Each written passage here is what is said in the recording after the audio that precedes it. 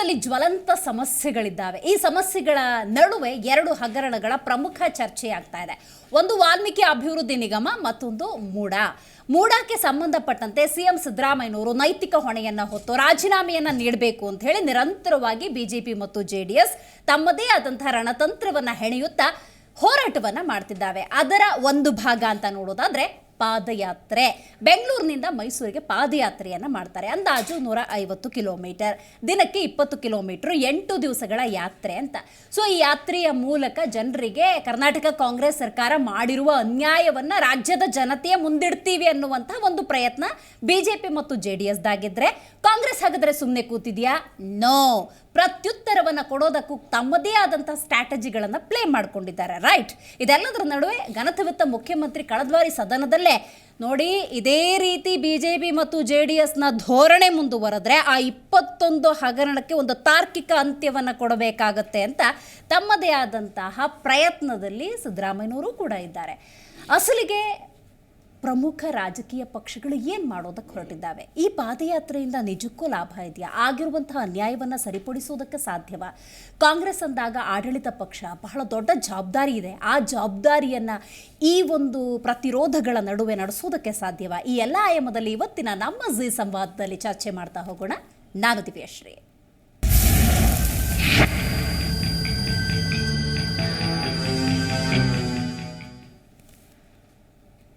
ಹೌದು, ರಾಜ್ಯದಲ್ಲಿ ಮತ್ತೆ ಪಾದಯಾತ್ರೆಯ ಪಾಲಿಟಿಕ್ಸ್ ನಡೀತಾ ಇದೆ. ಮೈಸೂರಿನವರೆಗೂ ಪಾದಯಾತ್ರೆಯನ್ನು ಮಾಡಲಾಗುತ್ತೆ. ಈ ಮೂಲಕ ರಾಜ್ಯದ ಜನತೆಗೆ ಆಗಿರುವಂತಹ ಕಾಂಗ್ರೆಸ್ನ ಅನ್ಯಾಯವನ್ನು, ಸಿದ್ದರಾಮಯ್ಯನವರು ಮಾಡಿರುವಂತಹ ಅನ್ಯಾಯವನ್ನು ಮುಂದಿಡ್ತೀವಿ ಅನ್ನುವಂಥ ಒಂದಷ್ಟು ಘೋಷಣೆಗಳನ್ನು ಕೂತ್ಕೊಂಡು ತಮ್ಮದೇ ಪ್ರಯತ್ನದಲ್ಲಿ ಬಿಜೆಪಿ ಮತ್ತು ಜೆಡಿಎಸ್ ನಾಯಕರಿದ್ದಾರೆ.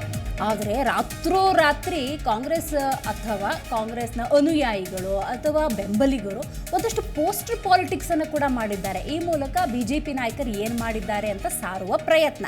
ರೈಟ್. ರಾಜ್ಯದಲ್ಲಿ ಬಿಜೆಪಿ ಮತ್ತು ಜೆಡಿಎಸ್ ಪಾದಯಾತ್ರೆಗೆ ಕೌಂಟ್ ಡೌನ್ ಕೂಡ ಶುರುವಾಗಿದೆ. ನಾಳೆ ಆರಂಭ ಆಗುತ್ತೆ. ಹಾಗಾಗಿ ಪಾದಯಾತ್ರೆಯ ಪಾಲಿಟಿಕ್ಸ್ ಯಾವ ಮಟ್ಟಕ್ಕಿರುತ್ತೆ ನೋಡಬೇಕು. ಸಿಎಂ ವಿರುದ್ಧ ಬೀದಿಗಿಳಿತಾರೆ ದೋಸ್ತಿಗಳು. ಪಾದಯಾತ್ರೆ ಅಂತ ಸಂದರ್ಭದಲ್ಲಿ ಇದು ಬಿಜೆಪಿ ಪಾದಯಾತ್ರೆಯ ಅನ್ನೋದರ ನಡುವೆ HD ಕುಮಾರಸ್ವಾಮಿ ಅವರು ಬಹಿರಂಗವಾಗಿ ದೊಡ್ಡ ಸ್ಟೇಟ್ಮೆಂಟ್ ಕೊಡು. ಆ ಪ್ರೀತಮ್ ಗೌಡನ ಜೊತೆ ನಾನು ಹೋಗೋಕ್ಕಾಗತ್ತಾ? ಏನಿದು, ನಮ್ಮ ಕುಟುಂಬಕ್ಕೆ ದ್ರೋಹ ಬಗೆದವರು. ಈ ಥರದ ಸ್ಟೇಟ್ಮೆಂಟ್ ನಡುವೆ ಒಂದು ಸಂಧಾನದ ಮಾತುಕತೆ ಆಯಿತು. ವಿಜಯೇಂದ್ರ ದೆಹಲಿಯಲ್ಲೇ ಒಂದು ಘೋಷಣೆಯನ್ನು ಮಾಡ್ತಾರೆ. ಸ್ವತಃ HD ಕುಮಾರಸ್ವಾಮಿಯವರೇ ಈ ಒಂದು ಪಾದಯಾತ್ರೆಗೆ ಚಾಲನೆಯನ್ನು ಕೊಡ್ತಾರೆ. ಏನೋ ಭಿನ್ನಮತ ಶಮನ ಆಗಿರಬಹುದು, ಪಾದಯಾತ್ರೆಯನ್ನು ಮುಂದುವರಿಸಬಹುದು. ಇದು ಕಾಂಗ್ರೆಸ್ ಮೇಲೆ, ಆಡಳಿತ ಮೇಲೆ ಯಾವ ರೀತಿ ಪರಿಣಾಮ ಬೀರುತ್ತೆ ಅನ್ನೋದೇ ಸದ್ಯದ ಪ್ರಶ್ನೆ. ರೈಟ್. ಹಾಗಾದರೆ ಬಿಜೆಪಿ ಮತ್ತು ಕಾಂಗ್ರೆಸ್ನ ನಾಯಕರು ಈ ಪಾದಯಾತ್ರೆ ಕುರಿತಂತೆ ಏನೆಲ್ಲ ಮಾತಾಡಿದ್ದಾರೆ ಬನ್ನಿ ಒಂದ್ಸಲ ನೋಡ್ಕೊಂಬರೋಣ. ನಾವು ಹೇಳಿಲ್ಲ, ನಾವು ಅವ್ರಿಗೆ ಪಾದಯಾತ್ರೆ ಮಾಡ್ಬೇಕಾದ್ರೆ ಏಂತಕ್ಕೆ ಮಾಡ್ತಾ ಇದ್ದಾರೆ ಅಂತ ನಾವು ಅವ್ರಿಗೆ ಪ್ರಶ್ನೆ ಆಗ್ತಾಯಿದ್ವಿ. ಅವ್ರ ಜನಕ್ಕೆ ತಿಳಿಸ್ಬೇಕು. ಅವರು ಭಾಳ ಹರಿಶ್ಚಂದ್ರನ ಕುಟುಂಬದವರು ಅಂತ ಹೇಳ್ತಾ ಇದ್ದಾರೆ. ಅವರು ಅದಕ್ಕೆ ಹೇಳಬೇಕು. ನಾವು ಹಾಕುವಂಥ ಪ್ರಶ್ನೆ ರಾಜ್ಯಕ್ಕೆ ಮಾಡ್ತಾ ಇರೋಂಥ ಅನ್ಯಾಯ, ಸಂವಿಧಾನ ಏನು ಒಂದು ಸಂಸ್ಥೆಗಳನ್ನು ಯಾವ ರೀತಿ ದುರುಪಯೋಗವನ್ನು ಮಾಡ್ಕೊಳ್ತಾ ಇದ್ದಾರೆ, ಇದೆಲ್ಲ ಕೂಡ ಸಾರ್ವಜನಿಕರಿಗೆ ತಿಳಿಸ್ಬೇಕಾಗಿದೆ. ಏನೇನು ಅನ್ಯಾಯಗಳಾಗಿದೆ ಈಗಾಗಲೇ ಮುಖ್ಯಮಂತ್ರಿಗಳು ಅಸೆಂಬ್ಲಿಯಲ್ಲಿ ಹೇಳಿದ್ದಾರೆ. ನಾವು ಚುನಾವಣಾ ಮುಂಚಿತವೂ ತಿಳಿಸಿದ್ದೇವೆ. ನಮ್ಮ ಹತ್ರ ಕೂಡ ಬೇಕಾದಷ್ಟು ದಾಖಲೆಗಳು, ಮಾಹಿತಿಗಳು, ಜನತಾದಳ ಕಾಲ ಇರ್ಬೋದು, BJP ಕಾಲ ಇರ್ಬೋದು, ಎಲ್ಲ ಕೂಡ ನಮ್ಮ ಹತ್ರ ಮಾಹಿತಿಗಳ ಮೂಟೆನೇ ಇದೆ. ಅದನ್ನು ನಾವು ತಿಳಿಸುವಂಥ ಕೆಲಸವನ್ನು ಮಾಡ್ಕೊಳ್ಳಿ. ಈಗ ಕುಮಾರಸ್ವಾಮಿ ಸ್ಟೇಟ್ಮೆಂಟ್ನ ಗಮನಿಸಿದ್ದೇನೆ. ಅವ್ರ ಮಾತು, ಅವರ ಆಚಾರ, ಅವ್ರ ವೈಖರಿ ಎಲ್ಲ ಕೂಡ ತಿಳಿಸಿದ್ದೇನೆ. ನಾನು ಅವರ BJPಯವರು ಅವ್ರನ್ನ ಟೇಕ್ ಓವರ್ ಮಾಡ್ತಾ ಇದ್ದಾರೆ, ಎಲ್ಲ ಮರ್ಜ್ ಮಾಡ್ಕೊಂಡಿರ್ಬೋದು ಅಂತ ಕಾಣ್ತದೆ. ಯಾಕೆಂದರೆ ಅವ್ರ ಎಕ್ಸಿಸ್ಟೆನ್ಸ್ ಇಲ್ವಲ್ಲ ಹಳೆ ಮೈಸೂರಿನಲ್ಲಿ. ಅದಕ್ಕೆ BJPಯವರು ಈಗ ನೋಡಿ, ಇಲ್ಲಿ ಅವ್ರು ರಿಲೀಸ್ ಮಾಡಿದಾರಲ್ಲ, ಎಲ್ಲೂ ಜನತಾದಳ ಮಾಡ್ತಾ ಇದೆ ಅಂತಿಲ್ಲ. ಕುಮಾರಸ್ವಾಮಿ ಅವರು ಏನು ಸ್ಟೇಟ್ಮೆಂಟ್ ಕೊಟ್ಟರು ಅಷ್ಟು ಮಾತ್ರ ನನಗೆ ಗೊತ್ತು. ಈಗ ಅವರು BJP ರಾಷ್ಟ್ರೀಯ ನಾಯಕರು ಅವ್ರು ಹೇಳಿದ್ದಾರೆ, ನಾವಿಬ್ಬರೂ ಸೇರಿ ಮಾಡ್ತೀವಿ ಅಂತ. ಸೊ ಇಲ್ಲಿ ಅವ್ರು ಏನು ನಮಗೆ ಪೊಲೀಸ್ ಮಾಹಿತಿ ಕೊಟ್ಟಿದ್ದಾರೆ, ಮಾಧ್ಯಮಕ್ಕೆ ಏನು ಮಾಹಿತಿ ಕೊಟ್ಟಿದ್ದಾರೆ, ಅಲ್ಲಿ ಬರೀ ನೋಡಿ BJP ಸಿಂಬಲ್ಲೇ ಇದೆ. ಪ್ರತಿದಿನ ಅವ್ರ ಊಟ, ವಹಿವಾಟು, ತಟ್ಟೆ, ತಮಟೆ ಎಲ್ಲ ಕೂಡ ಅವರು ಲೆಕ್ಕ ಹಾಕಿದ್ದಾರೆ. ಅವರು ಹೆಸರಿಗೆ BJP ನಮ್ಮ ಮಾಧ್ಯಮಕ್ಕೆ ಬಿಡುಗಡೆ ಮಾಡಿದ್ದು. ನಿಮಗೇನಾದ್ರು ದಳದ್ದೇನಾದ್ರು ಹೇಳಿದಾರ? ಏನೂ ಇಲ್ಲ. ಸೊ ಮಂತ್ರಿಯವರು ಏನು ತಪ್ಪು ಮಾಡಿದ್ದಾರೆ, ಅವರು ಪ್ರಾಸಿಕ್ಯೂಷನ್ ಕೊಟ್ಟರೆ ನ್ಯಾಯಾಲಯ ಇದೆಯಲ್ಲ, ಸೊ ಕಾನೂನುಬದ್ಧವಾಗಿ ಅವರು ಕೊಡಲಿಕ್ಕೆ ಅವಶ್ಯಕತೆ ಇಲ್ಲ. ಸೊ ಈ ಇಶ್ಯೂನಲ್ಲಿ ಮುಖ್ಯಮಂತ್ರಿಗಳ ಪಾತ್ರ ಇಲ್ಲ. ಮುಖ್ಯಮಂತ್ರಿಗಳು ಕಾಲದಲ್ಲಿ ಅವರಿಗೆ ಶ್ರೀಮತಿಯವರಿಗೆ ಸೈಟನ್ನು ಮಂಜೂರು ಮಾಡಿಲ್ಲ. ಅವರ ಅಣ್ಣ ಅವರು ಕೊಟ್ಟಿರ್ತಕ್ಕಂಥ ಗಿಫ್ಟನ್ನು ಸೊ ಅದು ನೋಟಿಫಿಕೇಷನ್ ಆಗಿರೋದು ಹಿಂದೆ ದೇವರಾಜ್ ಯಾರು ಓನರ್ ಇದ್ದ ಅವನಿಗೆ ಡಿನೋಟಿಫಿಕೇಷನ್ ಆಗಿದೆ. ಅದಾದಮೇಲೆ ಕನ್ವರ್ಷನ್ ಮಾಡಿಸ್ಕೊಂಡಿದ್ದಾರೆ. ಅದಾದಮೇಲೆ ಅವರ ಅಣ್ಣನಿಗೆ ಮಲ್ಲಿಕಾರ್ಜುನಿಗೆ ಖರೀದಿ ಮಾಡ್ಕೊಂಡಿದ್ದಾರೆ. ಅದಾದಮೇಲೆ ಅವ್ರು ಗಿಫ್ಟ್ ಕಟ್ಟಿದ್ದಾರೆ. ಗಿಫ್ಟ್ ಡೀಡ್ ಆದಮೇಲೆ ಕಾನೂನುಬದ್ಧವಾಗಿ ಸೊ ಏನು ಪರ್ಯಾಯವಾಗಿ ಅನಧಿಕೃತವಾಗಿ ಒತ್ತುವರಿ ಮಾಡ್ಕೊಂಡಿದ್ದಾರೆ ಮೂಡಾದರು ಕೊಡಿ ಅಂದಿದ್ದಾರೆ. ಮೂಡ ರೆಜುಲೇಷನಲ್ಲಿ ನಮ್ಮದು ತಪ್ಪಾಗಿದೆ, ನಿಮಗೆ ನೋಟಿಸ್ ಕೊಡ್ದಲೇ ಕಾನೂನು ಅನುಸರಿಸ್ದಲೇ ನಾವು ನಿಮ್ಮನ್ನು ಜಾಗವನ್ನು ಇದನ್ನು ಅನುಮತಿ ಕೊಟ್ಟಿದ್ದಾರೆ, ಇನ್ನೂ ಕೊಟ್ಟಿಲ್ವಲ್ಲ. ನೀನು ಮುಂಚಿತವಾಗಿ ಕೇಳ್ತಾ ಇದ್ದೆ, ನಿನ್ನ ಜೊತೆ ಮಾತಾಡಿದ್ರ ಗವರ್ನರು? ನಿನ್ನ ಜೊತೆ ಮಾತಾಡಿದ್ರೇನಪ್ಪ ಗವರ್ನರು? ಮತ್ತೆ ಯಾಕೆ ನೀನು ಕೇಳ್ತಾ ಇದೆಯಾ ಹಂಗೆ? ನೋಡಪ್ಪ, ನಿನ್ನೆ ಕ್ಯಾಬಿನೆಟ್ ಮೀಟಿಂಗ್ನಲ್ಲಿ ನಾನು ಕೆಟ್ಟ ಸಂಪ್ರದಾಯ ಆಗಬಾರ್ದು ಅಂತೇಳಿ ಹೋಗಲಿಲ್ಲ.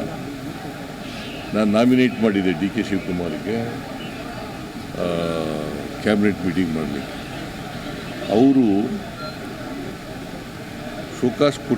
ಶೋಕಾಸ್ ನೋಟಿಸ್ ಕೊಟ್ಟಿದ್ರಲ್ಲ, ಅದನ್ನು ಇಟ್ಕೊಂಡು ಚರ್ಚೆ ಮಾಡಿದ್ದಾರೆ. ಸುದೀರ್ಘವಾಗಿ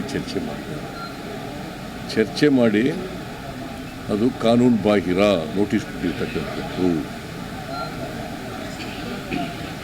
ಅದಕ್ಕೋಸ್ಕರ ಆ ನೋಟಿಸನ್ನು ವಿಡ್ರಾ ಮಾಡಬೇಕು. ನಾವು ನಾಳೆಯಿಂದ ಪ್ರಾರಂಭ ಮಾಡ್ತಾ ಇದ್ದೀವಿ. ದಲಿತ ಸಮುದಾಯಗಳಿಗೆ ಅನ್ಯಾಯ ಆಗಿರುವುದನ್ನು ಪ್ರತಿಭಟಿಸಿ ವಿರೋಧಿಸಿ ಭಾರತೀಯ ಜನತಾ ಪಕ್ಷ ಮತ್ತು ಜನತಾದಳದ ಮುಖಂಡರುಗಳು ಪಾದಯಾತ್ರೆಯಿಂದ ನಾಳೆಯಿಂದ ಹೊರಡ್ತಾ ಇದ್ದೀವಿ. ನಮ್ಮ ಪಾದಯಾತ್ರೆ ಮೈಸೂರು ಮುಟ್ಟಿ ನಾವೆಲ್ಲ ಬೆಂಗಳೂರಿಗೆ ಬರೋಷ್ಟೊತ್ತಿಗೆ ಈ ಸರ್ಕಾರ ಇರೋದಿಲ್ಲ, ಈ ಮುಖ್ಯಮಂತ್ರಿಗಳು ಇರೋದಿಲ್ಲ. ಇಷ್ಟು ಮಾತ್ರ ನಾನು ಹೇಳಲಿಕ್ಕೆ ಬಯಸ್ತೇನೆ.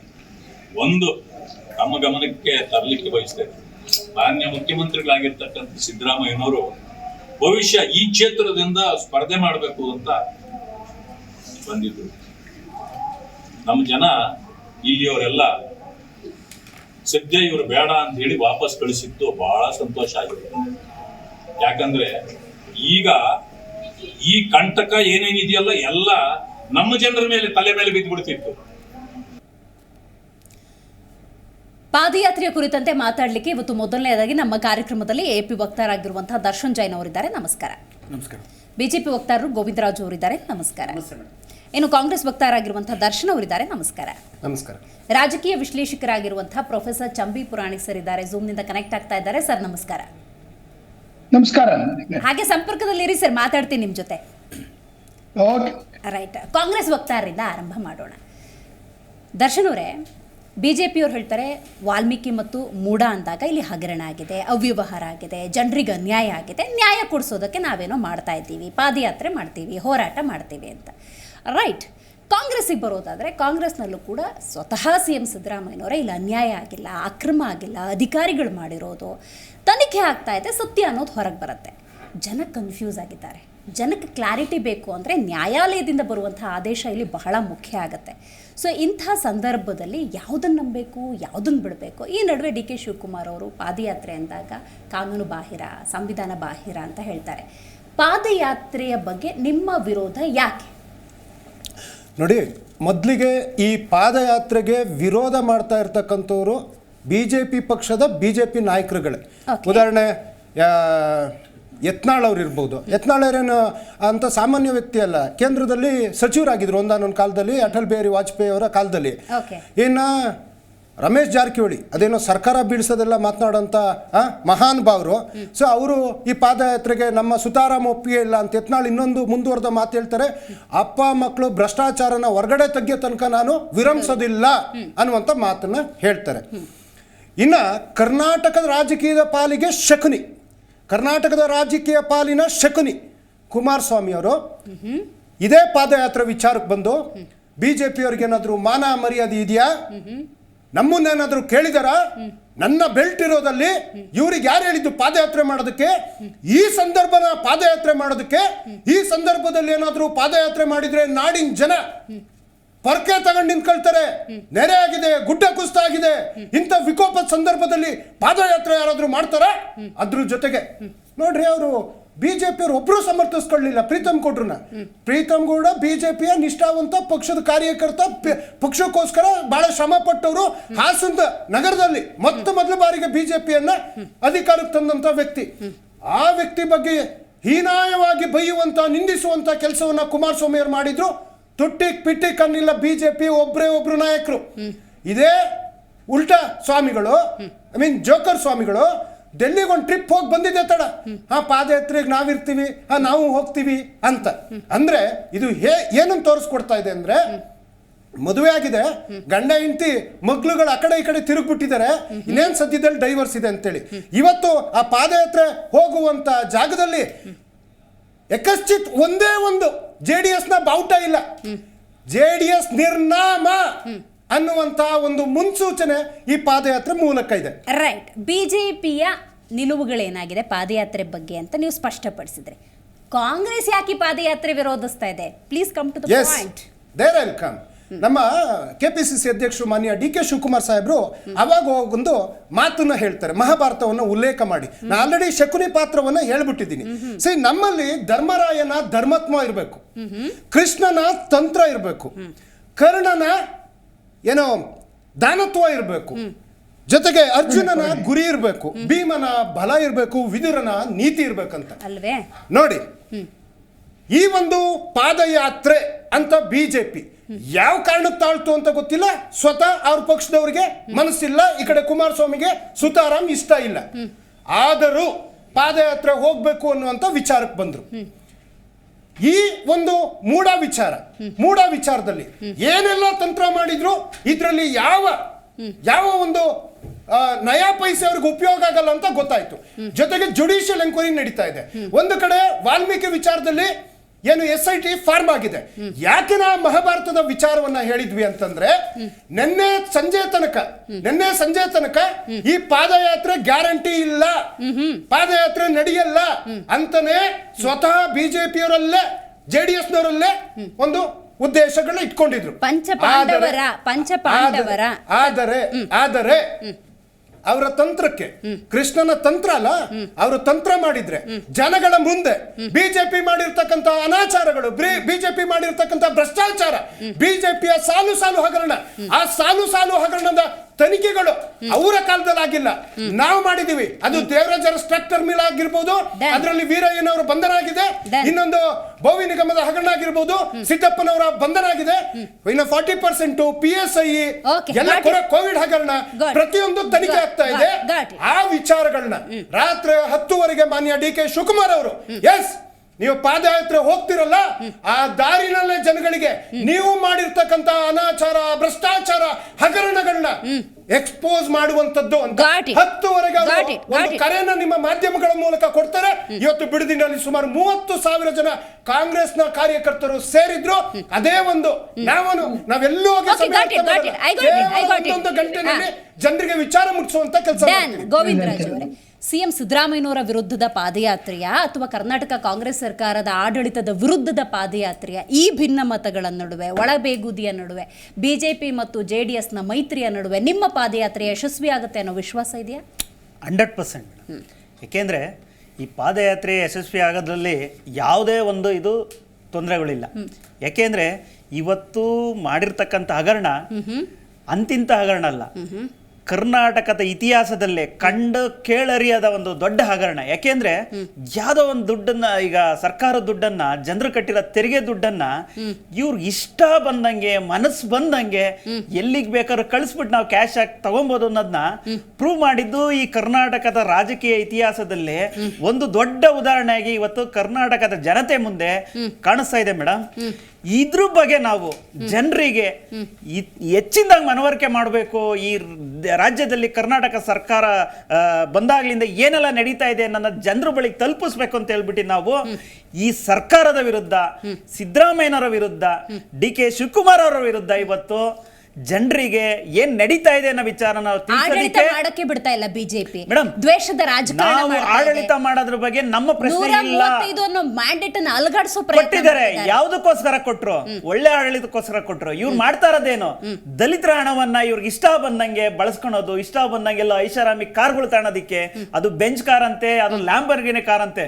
ನಾವ್ ಯಾವ್ದೋ ಇದರಲ್ಲಿ ಟಿವಿಗಳಲ್ಲಿ ನೋಡ್ತಾ ಇದ್ವಿ ಲ್ಯಾಂಬರ್ಗಿನಿ ಕಾರ್ ಹೆಂಗಿರುತ್ತೆ ಅಂತ. ನಮ್ಗಂತೂ ಗೊತ್ತಿಲ್ಲ, ಯಾಕೆಂದ್ರೆ ನಾವು ಆ ರೀತಿಯ ಕುಟುಂಬಗಳಿಂದ ಬಂದಂತ ನಮಗೆ ಗೊತ್ತೇ ಇರಲಿಲ್ಲ ಲ್ಯಾಂಬರ್ಗಿನಿ ಅಂತ ಕಾರನ್ನ ತಗೊಳ್ತಾರೆ ಅಂತಂದ್ರೆ 4-5 ಕೋಟಿ ಕೊಟ್ಟಿದ್ರೆ ಮೇಡಮ್, ಈ ರಾಜ್ಯದ ಜನತೆಯ ತೆರಿಗೆಯನ್ನ ಯಾವ ರೀತಿ ಬೇಕಾದ್ರೂ ನುಂಗಬಹುದು ಅನ್ನೋದಕ್ಕೆ ಇದು ಈ ರೀತಿ ಉದಾಹರಣೆಗಳನ್ನ. Done. ಓಕೆ, ಗೊತ್ತಾಯ್ತು. ಅದ್ರ ಜೊತೆಯಲ್ಲಿ ಮೇಡಮ್ ಇವತ್ತು ನಾವು ಪಾದಯಾತ್ರೆ ಮಾಡ್ತಾ ಇರ್ತಕ್ಕಂಥದ್ದು ಕೆಲವರಿಗೆ ಕಾಂಗ್ರೆಸ್ಸಿನ ನಾಯಕರುಗಳಿಗೆ ತಡ್ಕಣಕ್ ಆಗ್ತಾ ಇಲ್ಲ. ಯಾಕೆ ಅಂದ್ರೆ ಇವರು ನಿಜವಾಗಿಯೂ ನೀವು ಹಗರಣಗಳನ್ನ ಬಿಜೆಪಿಯವನ್ನ ತೆಗಿಯೋದೇ ಆಗಿದ್ರೆ ತೆಗೆದು ಮಾಡ್ರಿ, ಅದ್ರ ಬಗ್ಗೆ ಪ್ರಶ್ನೆನೇ ಇಲ್ಲ.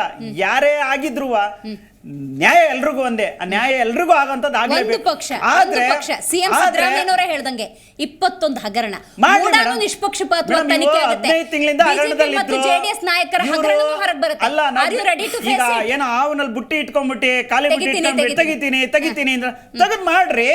V are ready to face that. ಯಾಕೆ ಅಂದ್ರೆ ನೀವು ಮಾಡಿರ್ತಕ್ಕಂಥದ್ದು 100% ಹಗರಣವನ್ನ ಇವತ್ತು ಜನರಿಗೆ ನಾವು ತಿಳಿಸ್ಲೇಬೇಕು.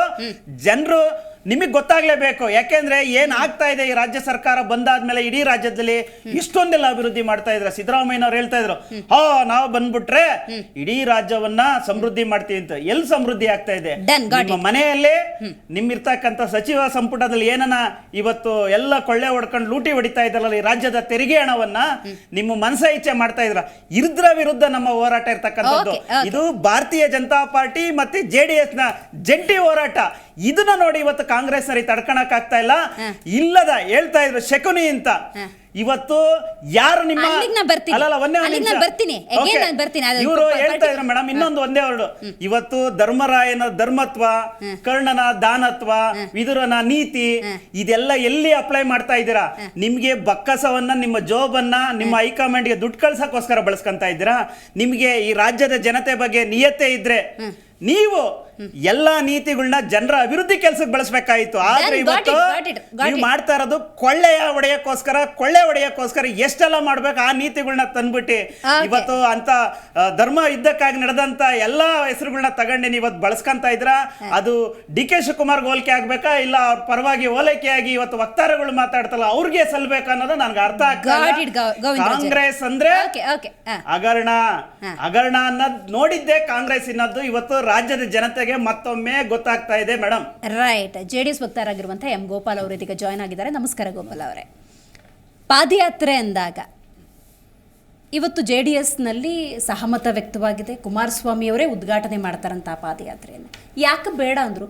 ಬಹಿರಂಗವಾಗಿ ಪ್ರೀತಮ್ ಗೌಡ ಸೇರಿದಂತೆ ಹಲವರ ವಿಚಾರವನ್ನ ಪ್ರಸ್ತಾಪ ಮಾಡಿ ಈ ಪಾದಯಾತ್ರೆ ಬಗ್ಗೆ ಅಪಸ್ವರ ಎತ್ತದವರು ಈಗ ಓಕೆ ಅಂತಿದ್ದಾರಲ್ಲ, ಇದ್ದಕ್ಕಿದ್ದಂತೆ ಓಕೆ ಅನ್ನುವಂತಹ ಘಟನೆ ಏನು ನಡೀತು? ನಮ್ಮ ಪಕ್ಷದ ರಾಜ್ಯಾಧ್ಯಕ್ಷರು ಏನು ನಮ್ಮಲ್ಲಿ ಎರಡು ಮೈತ್ರಿ ಪಕ್ಷದಲ್ಲಿ ಭಿನ್ನಮತ ಅನ್ನೋದು ಇರಲಿಲ್ಲ. ಕೆಲವು ಭಿನ್ನಾಭಿಪ್ರಾಯ ಇತ್ತು.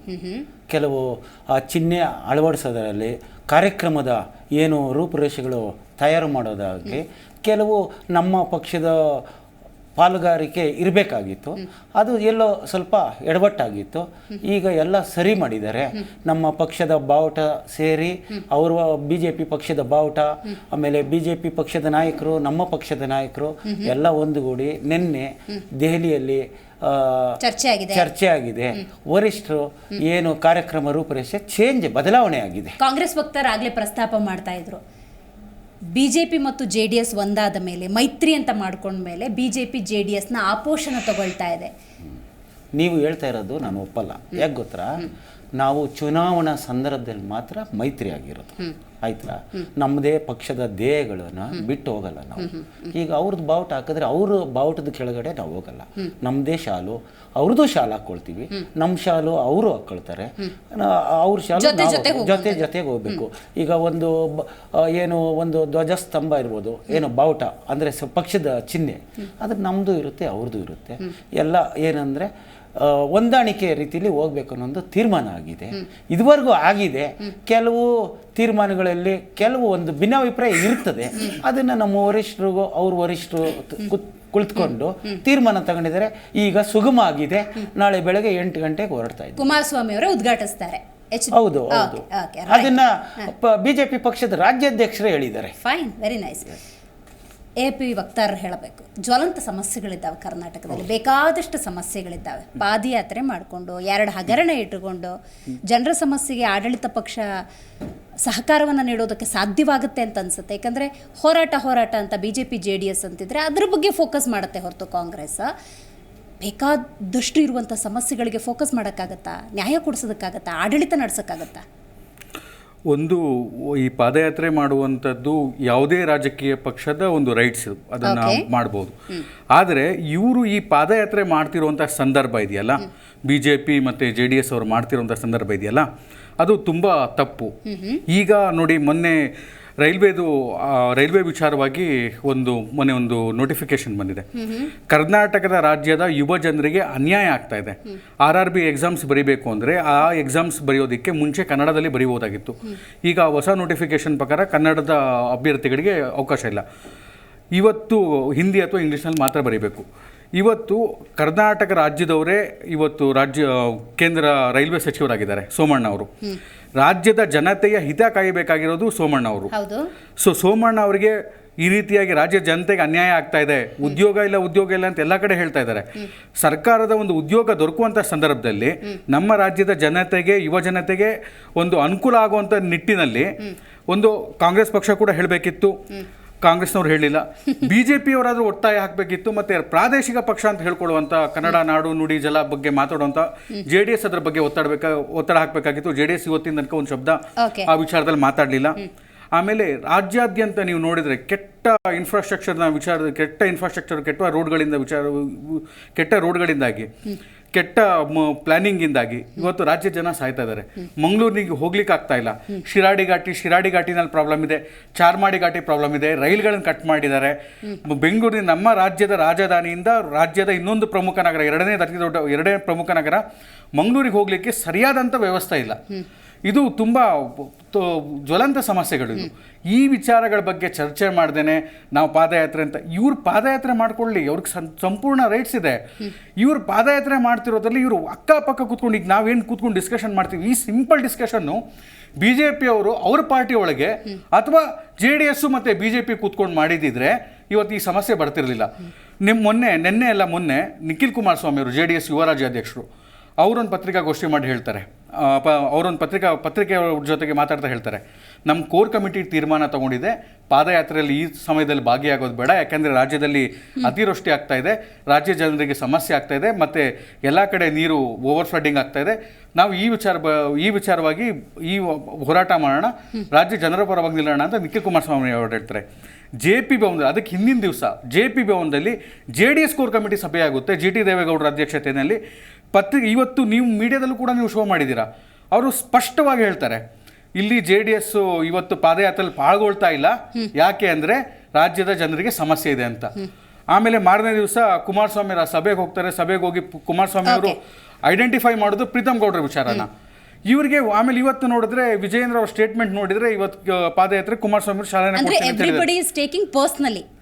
ಅದನ್ನ ಒಂದು ಕೂತ್ಕೊಂಡು ಮಾತಾಡಬೇಕು ಅಂತಿಲ್ಲ. ಇವರಿಗೆ ರಾಜ್ಯದ ಜನರ ಸಮಸ್ಯೆ ಏನು ಅದನ್ನ ಕೇಳ್ತಾ ಇಲ್ಲ. ಬಜೆಟ್ ಅಲ್ಲಿ ಚೊಂಬು ಸಿಕ್ಕಿದೆ ರಾಜ್ಯದ ಇದರಲ್ಲಿ, ಸೆಂಟ್ರಲ್ ಬಜೆಟ್ ನಲ್ಲಿ. ಅದ್ರ ಬಗ್ಗೆ ಒಂದು ತುಟಿ ಬಿಟ್ಟಿಕ್ ಅಂತ ಹೇಳ್ತಾ ಇಲ್ಲ, ಅದ್ರ ಬಗ್ಗೆ ಒಂದು ಮಾತಾಡ್ತಾ ಇಲ್ಲ. ರಾಜ್ಯಕ್ಕೆ ಬರಬೇಕಾಗಿರೋ ಯೋಜನೆಗಳ ಬಗ್ಗೆ ಮಾತಾಡ್ತಾ ಇಲ್ಲ. ಸ್ಮಾರ್ಟ್ ಸಿಟಿಗಳು ಏನಾಯ್ತು ಕೇಳ್ತಾ ಇಲ್ಲ. ಪುರಾಣಿಕ್ ಸರ್, ನೀವು ತಿಳಿಸ್ಬೇಕು. ಅಹಿಂದ ನಾಯಕ ಅಂತ ಕರೆಸ್ಕೊಳ್ಳೋ ಸಿದ್ದರಾಮಯ್ಯನವರಿದ್ದಾರೆ. ಅಹಿಂದಾಗೆ ಅನ್ಯಾಯವಾಗಿದೆ, ಇದನ್ನ ರಾಜ್ಯದ ಜನತೆಯ ಮುಂದಿಡಬೇಕು ಅಂತ ಹೇಳಿ ಪಾದಯಾತ್ರೆ ಮಾಡ್ತಾ ಇದ್ದೀವಿ. ಅಫ್ಕೋರ್ಸ್ ಖಂಡಿತವಾಗ್ಲೂ ಗೊತ್ತಿದೆ ರಾಜ್ಯದಲ್ಲಿ ಜ್ವಲಂತ ಸಮಸ್ಯೆಗಳಿದ್ದಾವೆ. ಈ ಹಗರಣಗಳನ್ನು ಕೈ ಬಿಟ್ಟರೆ ಕಾಂಗ್ರೆಸ್ ಸರ್ಕಾರಕ್ಕೊಂದು ಅವಕಾಶ ಕೊಟ್ಟಂಗಾಗುತ್ತೆ. ಜನರಿಗೆ ಈ ಹಗರಣಗಳ ಮೂಲಕವೂ ಅನ್ಯಾಯ ಆಗಿದೆ ಅಂತ ನಾವು ಪಾದಯಾತ್ರೆ ಮಾಡ್ತೀವಿ ಅಂತ BJP JDS ಹೊರಟಿದ್ರೆ, ಮಗದೊಂದು ಕಡೆ ಅನ್ಯಾಯವೇ ಆಗಿಲ್ಲ, ಭ್ರಷ್ಟಾಚಾರವೇ ಆಗಿಲ್ಲ, ಸಚಿವರು ಶಾಸಕರ ಪಾತ್ರವೇ ಇಲ್ಲ ಅಂತ ಕಾಂಗ್ರೆಸ್ ಹೇಳ್ತಿದೆ. ಸರ್, ನನ್ನ ಪ್ರಶ್ನೆ ಇಷ್ಟೇ, ನ್ಯಾಯ ಎಲ್ಲಿದೆ, ಹೆಂಗೆ ಪಡ್ಕೊಳ್ಳೋದು? ನೀವು ಹೇಳೋ ರೀತಿನಲ್ಲಿ ಈ ರಾಜಕೀಯ ಪಕ್ಷಗಳು ಆಮ್ ಆದ್ಮಿ ಬಿಟ್ಬಿಡಿ, ಅವ್ರ ಪಾಪ ಅವರು ಏನು ಕರ್ನಾಟಕದಲ್ಲಿ ಅವ್ರು ಮುಂಚೂಣಿಗೆ ಬಂದಿಲ್ಲ, ಬರದೇ ಹೋದ್ರೂ ಅವ್ರು ಹೇಳಿರ್ತಕ್ಕಂಥದ್ದು ಫ್ಯಾಕ್ಟ್ಸ್. ಆ ಸಮಸ್ಯೆಗಳನ್ನ ಆಡಳಿತದಲ್ಲಿರ್ತಕ್ಕಂಥ ಕಾಂಗ್ರೆಸ್ ಪಕ್ಷ ಮತ್ತೆ ವಿರೋಧ ಪಕ್ಷವಾಗಿರ್ತಕ್ಕಂಥ JDS BJP ಅವುಗಳಿಗೆ ಒಂದು ಆದ್ಯತೆಯನ್ನು ಕೊಟ್ಟು ಅವುಗಳನ್ನು ನಾವು ಒಂದು ಸ್ಪಂದಿಸ್ತಾ ಇದ್ದೇವೆ. ನಮ್ಮ ವಾಲಂಟಿಯರ್ಸ್ ಅಲ್ಲಿ ಹೋಗಿ ಕೆಲಸ ಮಾಡ್ತಾ ಇದ್ದಾರೆ, ಸರ್ಕಾರ ಈ ರೀತಿ ಮಾಡ್ಬೇಕು ಇಂತಕ್ಕಂತ ಒಂದು ಇದನ್ನ ಕಾಣಲಿಲ್ಲ. ಮುಖ್ಯಮಂತ್ರಿಗಳು ಮಾತ್ರ ಯಾವುದೋ ಪ್ರವಾಹದ ಸಂದರ್ಭದಲ್ಲಿ ನೊಂದಿರ್ತಕ್ಕಂಥ ಒಬ್ಬ ಅಜ್ಜಿ ಕುಟುಂಬಕ್ಕೆ ಸಹಾನುಭೂತಿ. ಇದೆಲ್ಲ ಗುಡ್ ಜೆಸ್ಚರ್ಸ್, ಒಂದು ರೀತಿಯಲ್ಲಿ ಒಂದು ತೋರಿಕೆ ಅಂತ ಕಂಡ್ರು ಸಹ ಒಂದು ಸಹಾನುಭೂತಿಯನ್ನು ತೋರಿಸ್ತಕ್ಕಂಥದ್ದು ಅದು ರಾಜಕೀಯದ ಒಂದು ಸಂಸ್ಕೃತಿಯಲ್ಲಿ ಇರ್ತಕ್ಕಂಥದ್ದು ನಾವು ಇಟ್ಕೊಂಡಿದ್ದೆ. ಆದ್ರೆ ಈ ಪಾದಯಾತ್ರೆಯ ಪ್ರಹಸನ ಅನ್ನೋ ರೀತಿಯಲ್ಲಿ ಆಗೋಗ್ಬಿಟ್ಟಿದೆ. ಏನು ಎಷ್ಟು ಪರಿಣಾಮಕಾರಿಯಾಗಿ ಒಂದು ರಾಜ್ಯದ ಆಡಳಿತದಲ್ಲಿ ಆಗಿರ್ತಕ್ಕಂಥ ಅಕ್ರಮಗಳನ್ನ ಜನರ ಮುಂದೆ ಇಟ್ಟು ನಾವು ಸತ್ಯ ಅಥವಾ ಒಂದು ನಿಷ್ಪಕ್ಷಪಾತವಾದ ಭ್ರಷ್ಟಾಚಾರ ರಹಿತವಾದ ರೀತಿಯಲ್ಲಿ ಇದ್ದೇವೆ, ಅದರಿಂದ ಜನರ ಮುಂದೆ ಇದನ್ನ ಇಡ್ತೇವೆ ಅಂತಕ್ಕಂಥ ಒಂದು ನೈತಿಕ ಏನು ಹಮ್ಮು ಇದೆ ಅಥವಾ ನೈತಿಕವಾದ ಒಂದು ಹಕ್ಕಿದೆ. ಆ ಹಕ್ಕನ್ನ ಎರಡೂ ಪಕ್ಷಗಳು ಕಳ್ಕೊಂಡಿವೆ. ಕಾರಣ ಇಷ್ಟೇ, ಹಗರಣಗಳು 21 ಹಗರಣ ಬಿಜೆಪಿ ಮತ್ತೆ 40% ಅದರಿಂದ ಸರ್ಕಾರ ಹೊರಟದ್ದು ನಿಜ. ಇವರು ಆ ಒಂದು ಆಪಾದನೆಯನ್ನ ಮಾಡಿ ಜನರನ್ನ ಒಲಿಸ್ಕೊಂಡು ಗ್ಯಾರಂಟಿಗಳನ್ನ ಕೊಟ್ಟು, ಅಂದ್ರೆ ಗ್ಯಾರಂಟಿ ಅಂದ್ರೆ ಭರವಸೆ ಕೊಟ್ಟಂಗೆ ಅವರು ಅದನ್ನ ಆಚರಣೆಗೆ ತಂದಿದ್ದಾರೆ. ಆದ್ರೆ ಇವೆಲ್ಲ ತಂದಿರ್ತಕ್ಕಂಥ ಸಂದರ್ಭದಲ್ಲಿ ನಾವು ಎಚ್ಚರದಿಂದ ನಮ್ಮ ಆಡಳಿತದಲ್ಲಿ ಲೋಪದೋಷಗಳು ಆಗದ ರೀತಿಯಲ್ಲಿ ನಾವು ನಿರ್ವಹಿಸಬೇಕಾಗಿತ್ತು ಅಂತಕ್ಕಂಥದ್ದನ್ನು ಮಾಡೋದ್ರಲ್ಲಿ ಕಾಂಗ್ರೆಸ್ ಸೋತಿದೆ ಅಥವಾ ಎಡವಿದೆ ಅಂತಕ್ಕಂಥದ್ದು ಇಲ್ಲಿ ಕಾಣ್ತಿದೆ. ಕಾರಣ ಏನು, ಈ ವಾಲ್ಮೀಕಿ ನಿಗಮದ ಹಗರಣ ತಿಳ್ಕೊಳ್ಳಿ, ಅಲ್ಲಿ ನೀವು ಹೇಳಿದ್ರಲ್ಲ ಕೈಯಿಂದ ಒಂದು ದೃಷ್ಟಿಯಿಂದ ನೋಡುವುದಾದ್ರೆ ಈ ಒಂದು ಹಿಂದುಳಿದ ವರ್ಗಗಳ ಹಣ ಅವರ ಮಕ್ಕಳಿಗೆ ಅವ್ರಿಗೆ ಬೇಕಾದಂತ ಸೌಲಭ್ಯಗಳಿಗೆ ಅವ್ರಿಗೆ ವೃತ್ತಿ ಬೇಕಾದಂತ ಸಹಾಯ ಅದನ್ನ ಕೊಡ್ತಕ್ಕಂತ ಒಂದು ಸನ್ನಿವೇಶವನ್ನ ಸೃಷ್ಟಿ ಮಾಡಿಲ್ಲ. ಮತ್ತೆ ಇದುವರೆಗೂ ನಾವು ಇಷ್ಟು ಹಣವನ್ನ ಅವ್ರಿಗೆ ಬಿಡುಗಡೆ ಮಾಡಿದೀವಿ, ಅವ್ರಿಗೆ ಕೊಟ್ಟಿದ್ದೀವಿ ಅಂತಕ್ಕಂಥದ್ದನ್ನ ಹೇಳಿಲ್ಲ. ಈ ನಿಗಮಗಳೇನು ಹೊಸ ನಿಗಮಗಳಲ್ಲ, ಮೊದಲಿನ ನಿಗಮಗಳೇ, ಅಧ್ಯಕ್ಷ ಚೇಂಜ್. ಸೊ ಎರಡನೇ ಮೂರನೇ ಬಿಜೆಪಿ ಅವರಿಗೆ ಯಾವ ರೀತಿಯಲ್ಲಿ ಈ ಒಂದು ರಾಜ್ಯದ ಸಮಸ್ಯೆಗಳನ್ನ ಜನರ ಮುಂದೆ ತಂದಿಡಬೇಕು ಅಂತಕ್ಕಂಥದ್ದನ್ನ ಬಿಟ್ಟು ಈ ಹಗರಣಗಳನ್ನೇ ಪ್ರಮುಖವಾಗಿ ಮಾಡಿ ಅವರ ತಮ್ಮಲ್ಲಿರ್ತಕ್ಕಂಥ ಏನ್ ಕೇಂದ್ರದಿಂದ ಬರ್ಬೇಕಾದಂತ ಸಹಾಯವನ್ನ ಕರ್ನಾಟಕಕ್ಕೆ ಎಷ್ಟು ಮಟ್ಟಿಗೆ ಕೊಟ್ಟಿದ್ದಾರೆ ಅದನ್ನ ಜನ ಯಾವ ರೀತಿಯಲ್ಲಿ ತಿಳಿದುಕೊಳ್ಬೇಕು ಅಂತಕ್ಕಂಥ ಒಂದು ವಿವರಣೆಯನ್ನ ಕ್ಲಾರಿಫಿಕೇಶನ್ ಅನ್ನು ಇವರು ಕೊಟ್ಟಿಲ್ಲ. ಅದರಿಂದ ನೈತಿಕವಾದ ದೃಷ್ಟಿಯಲ್ಲಿ ನೀವು ಹೇಳೋದಾದ್ರೆ ಎರಡೂ ಪಕ್ಷಗಳು ಸೋತಿದ್ದಾವೆ, ಎಡವಿದ್ದಾವೆ. ಆದ್ರೆ ರಾಜಕೀಯ ಚರ್ಚೆ ಒಂದು ಸ್ಟ್ರಾಟಜಿ ಮಾಡುವ ದೃಷ್ಟಿಯಿಂದ ಇಲ್ಲಿ ಒಂದು ಪಾದಯಾತ್ರೆ ಅಂತಕ್ಕಂಥದ್ದು ಅನಿವಾರ್ಯವಾಗಿ ಅವ್ರಿಗೆ ಬೇಕಾಗಿತ್ತು. ಕುಮಾರಸ್ವಾಮಿ ಅವರ ಒಡಕನ್ನ ಅವರು ಹೇಳಿದ ಮಾತಿಗೆ ಒಂದು ಯೂ-ಟರ್ನ್ ತೆಗೆದುಕೊಂಡಿಲ್ಲ. ಕಾರಣ ಏನು ಅನ್ನೋದು ಯಾರಿಗೂ ಗೊತ್ತಿಲ್ಲ. ಅದು DK ಶಿವಕುಮಾರ್ ಒಂದು ವೇಳೆ ಈ ಪ್ರತಿಭಟನೆಯಲ್ಲಿ ಅವ್ರ ಮಂಚೂಣಿಗೆ ಬಂದು ಈ ಒಂದು ಕೌಂಟರ್ ಅನ್ನ ಚೆನ್ನಾಗಿ ಮಾಡ್ತಾರೆ ಅಂತಕ್ಕಂಥದ್ದು ಇರ್ಬೋದು, ಅಥವಾ ಇವರ ಒಂದು ಜಂಟಿ ಪ್ರಯತ್ನದಲ್ಲಿ ಬಿಜೆಪಿಗೆ ಲಾಭ ಆಗುತ್ತೆ, ವಿಜಯೇಂದ್ರ ಹೆಸರು ಬರುತ್ತೆ, ನಮ್ಗೆ ಬರುವುದಿಲ್ಲ ಅಂತಕ್ಕಂಥದ್ದನ್ನ ಈ ಒಂದು ಓಲ್ಡ್ ಮೈಸೂರಿನಲ್ಲಿ ಏನು ಒಕ್ಕಲಿಗರ ಪ್ರಾಬಲ್ಯ ಅಂತಕ್ಕಂಥ ಈ ಬೆಟ್ಟಲ್ಲಿ ಈ ರೀತಿ ಒಂದು ರೀತಿಯಲ್ಲಿ ಅವರಿಗೆ ಅಡ್ವಾಂಟೇಜ್ ಆಗಬಹುದು ಅಂತಕ್ಕಂಥ ಅನುಮಾನಗಳು ಇದೆ. ಇವೆಲ್ಲ ಏನೇ ಇದ್ರೂ ಸಹ ಇದೊಂದು ಪ್ರಹಸನವಾಯಿತು. ಪ್ರತಿಭಟನೆಯ ಒಂದು ಪ್ರಾಮುಖ್ಯತೆಯನ್ನ ಅಥವಾ ಒಂದು ಇಂಪ್ಯಾಕ್ಟ್ ಅನ್ನ ಒಂದು ನಿಖರವಾದ ಜನರಿಗೆ ತಲುಪಿಸಬೇಕಾದಂತ ಒಂದು ಸಂದೇಶವನ್ನ ಇವರು ಇಷ್ಟು ಲಘುವಾಗಿ ತೆಗೆದುಕೊಂಡು ಇದು ರಾಜಕೀಯ ಹೊಂದಾಣಿಕೆಯ ಒಂದು ಪ್ರದರ್ಶನ ಆಗ್ತಾ ಇದೆ. ಮತ್ತೆ ನಾವು 10 ದಿವಸ ನಾವು ಮಾಡ್ತಕ್ಕಂಥ ಪ್ರತಿಭಟನೆಯಲ್ಲಿ ಜನರನ್ನ ಇವರು ಅವರಿಗೆ ಬೇಕಾದಂತಹ ಸಮಸ್ಯೆಗಳನ್ನ ಕುರಿತು ಚರ್ಚೆ ಮಾಡುವುದರ ಜೊತೆಗೆ ಇದೂ ಸಹ ಒಂದು ಹಗರಣ ಆಗಿದೆ ಬಹುಶಃ ಅವರು ಎಡವಿದ್ದಾರೆ ಅಂತಕ್ಕಂಥದ್ದು ನನಗೆ. ರೈಟ್. ಇಷ್ಟೆಲ್ಲ ಮಾತಾಡಿದ್ಮೇಲೆ ನನಗಿನ್ನೂ ಕಾಡ್ತಿರುವ ಒಂದು ಪ್ರಶ್ನೆ ಅಂತ ಹೇಳಿದ್ರೆ, ಛಲವಾದಿ ನಾರಾಯಣ ಸ್ವಾಮಿ ಅವರು ಮಾತಾಡಿದ್ದು ಇನ್ನೂ ಕೂಡ ನನ್ನ ಕಿವಿಲಿ ಹಾಗೆ ಇದೆ. ಏನು ಅಂತ ಹೇಳಿದ್ರೆ, ಪಾದಯಾತ್ರೆ ಮುಗಿಸಿ ಬರೋದ್ರೊಳಗೆ ಸರ್ಕಾರ ಇರಲ್ವಂತೆ. ಅದು ಹೇಗೆ ತಿಳ್ಕೊಳ್ಳೋಣ? ಛಲವಾದಿ ನಾರಾಯಣ ಸ್ವಾಮಿ ಅವರು ಮಾತಾಡೋ ಸಂದರ್ಭದಲ್ಲಿ ಪಾದಯಾತ್ರೆ ಮುಗಿದು ಬರೋದ್ರೊಳಗೆ, ಆದರೆ 8 ದಿವಸದಲ್ಲಿ ಸರ್ಕಾರ ಇರಲ್ವಂತೆ.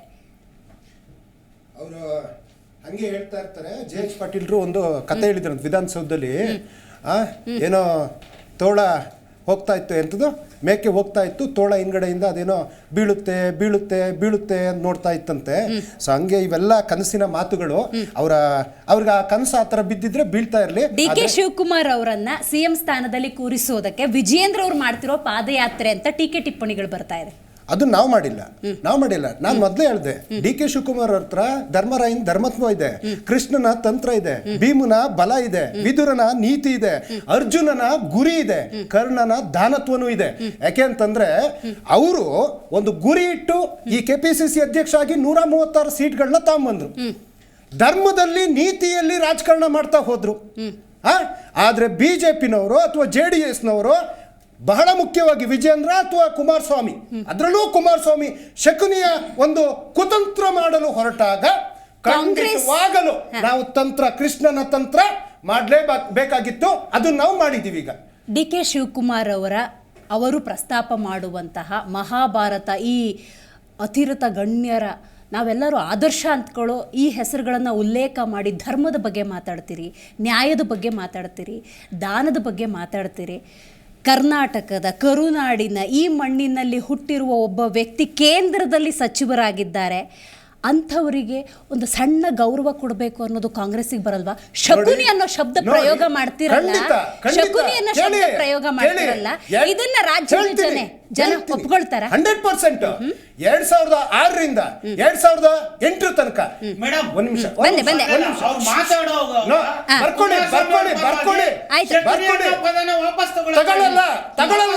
ತಗೊಳಕ್ ಸಾಧ್ಯನೂ ಇಲ್ಲ. ನಿಮ್ಮ ನಾಯಕರು ಒಂದು ನಾಲ್ಗೆ ಇಟ್ಕೊಂಡ್ರೆ ನಾವು ತಗೊಳ್ತಾ ಇದ್ವಿ. ಇದು ಒಂದಲ್ಲ 3 ನಾಲ್ಗೆ. ನಿನ್ನೆ ಒಂದು ಮಾತು, ಇವತ್ತೊಂದು ಮಾತು, ನಾಳೆ ಒಂದು ಮಾತು. 2006ರಲ್ಲಿ T20 20 ತಿಂಗಳ ಅಧಿಕಾರ. ಯಾರು ವಚನ ಭ್ರಷ್ಟ? ರಾಜ್ಯದ ಒಂದ್ ನಿಮಿಷ ನೀವು ಕಿರ್ಚಲ್ಲಿ ಯಾರಿಗೂ ಕೇಳಲ್ಲ. ಒಂದ್ ನಿಮಿಷ ಬಂದೆ ನಿಮ್ಮ ಹತ್ರ ಬರ್ತೀನಿ. ರೈಟ್, ನಿಮಗೆ ಕಾಂಗ್ರೆಸ್ನಲ್ಲಿ ಇಷ್ಟು ಧರ್ಮದ ಬಗ್ಗೆ, ಸರ್ವ ಜನಾಂಗದ ಶಾಂತಿಯ ತೋಟ ಅಂತೀರಿ, ಬಡವರ ಪಕ್ಷ ಅಂತೀರಿ. ರಾಹುಲ್ ಗಾಂಧಿ ಅವರು ವಯನಾಡಿಗೆ ಹೋಗಿ ಪ್ರತಿಯೊಬ್ಬರು ಮನೆಗೆ ಹೋಗಿ ಅಲ್ಲಿ ಚಪ್ಪಲಿ ಹೊಲಿತಾರೆ, ಜೊತೆಲಿ ನಿಂತ್ಕೋತಾರೆ. ಆ ಬೇಸಿಕ್ ಸಂಸ್ಕಾರವನ್ನ ಕಾಂಗ್ರೆಸ್ ಹೇಳ್ಕೊಡಲ್ವಾ?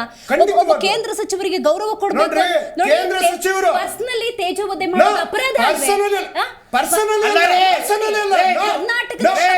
ಕೇಂದ್ರ ಮಂತ್ರಿ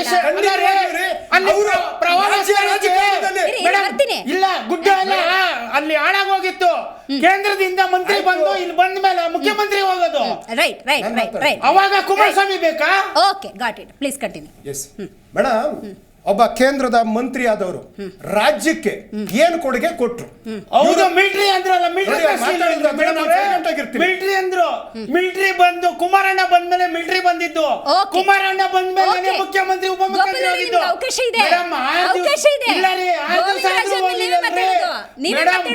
ರಾಜ್ಯದಲ್ಲಿ ಬೆಂಗಳೂರಲ್ಲಿ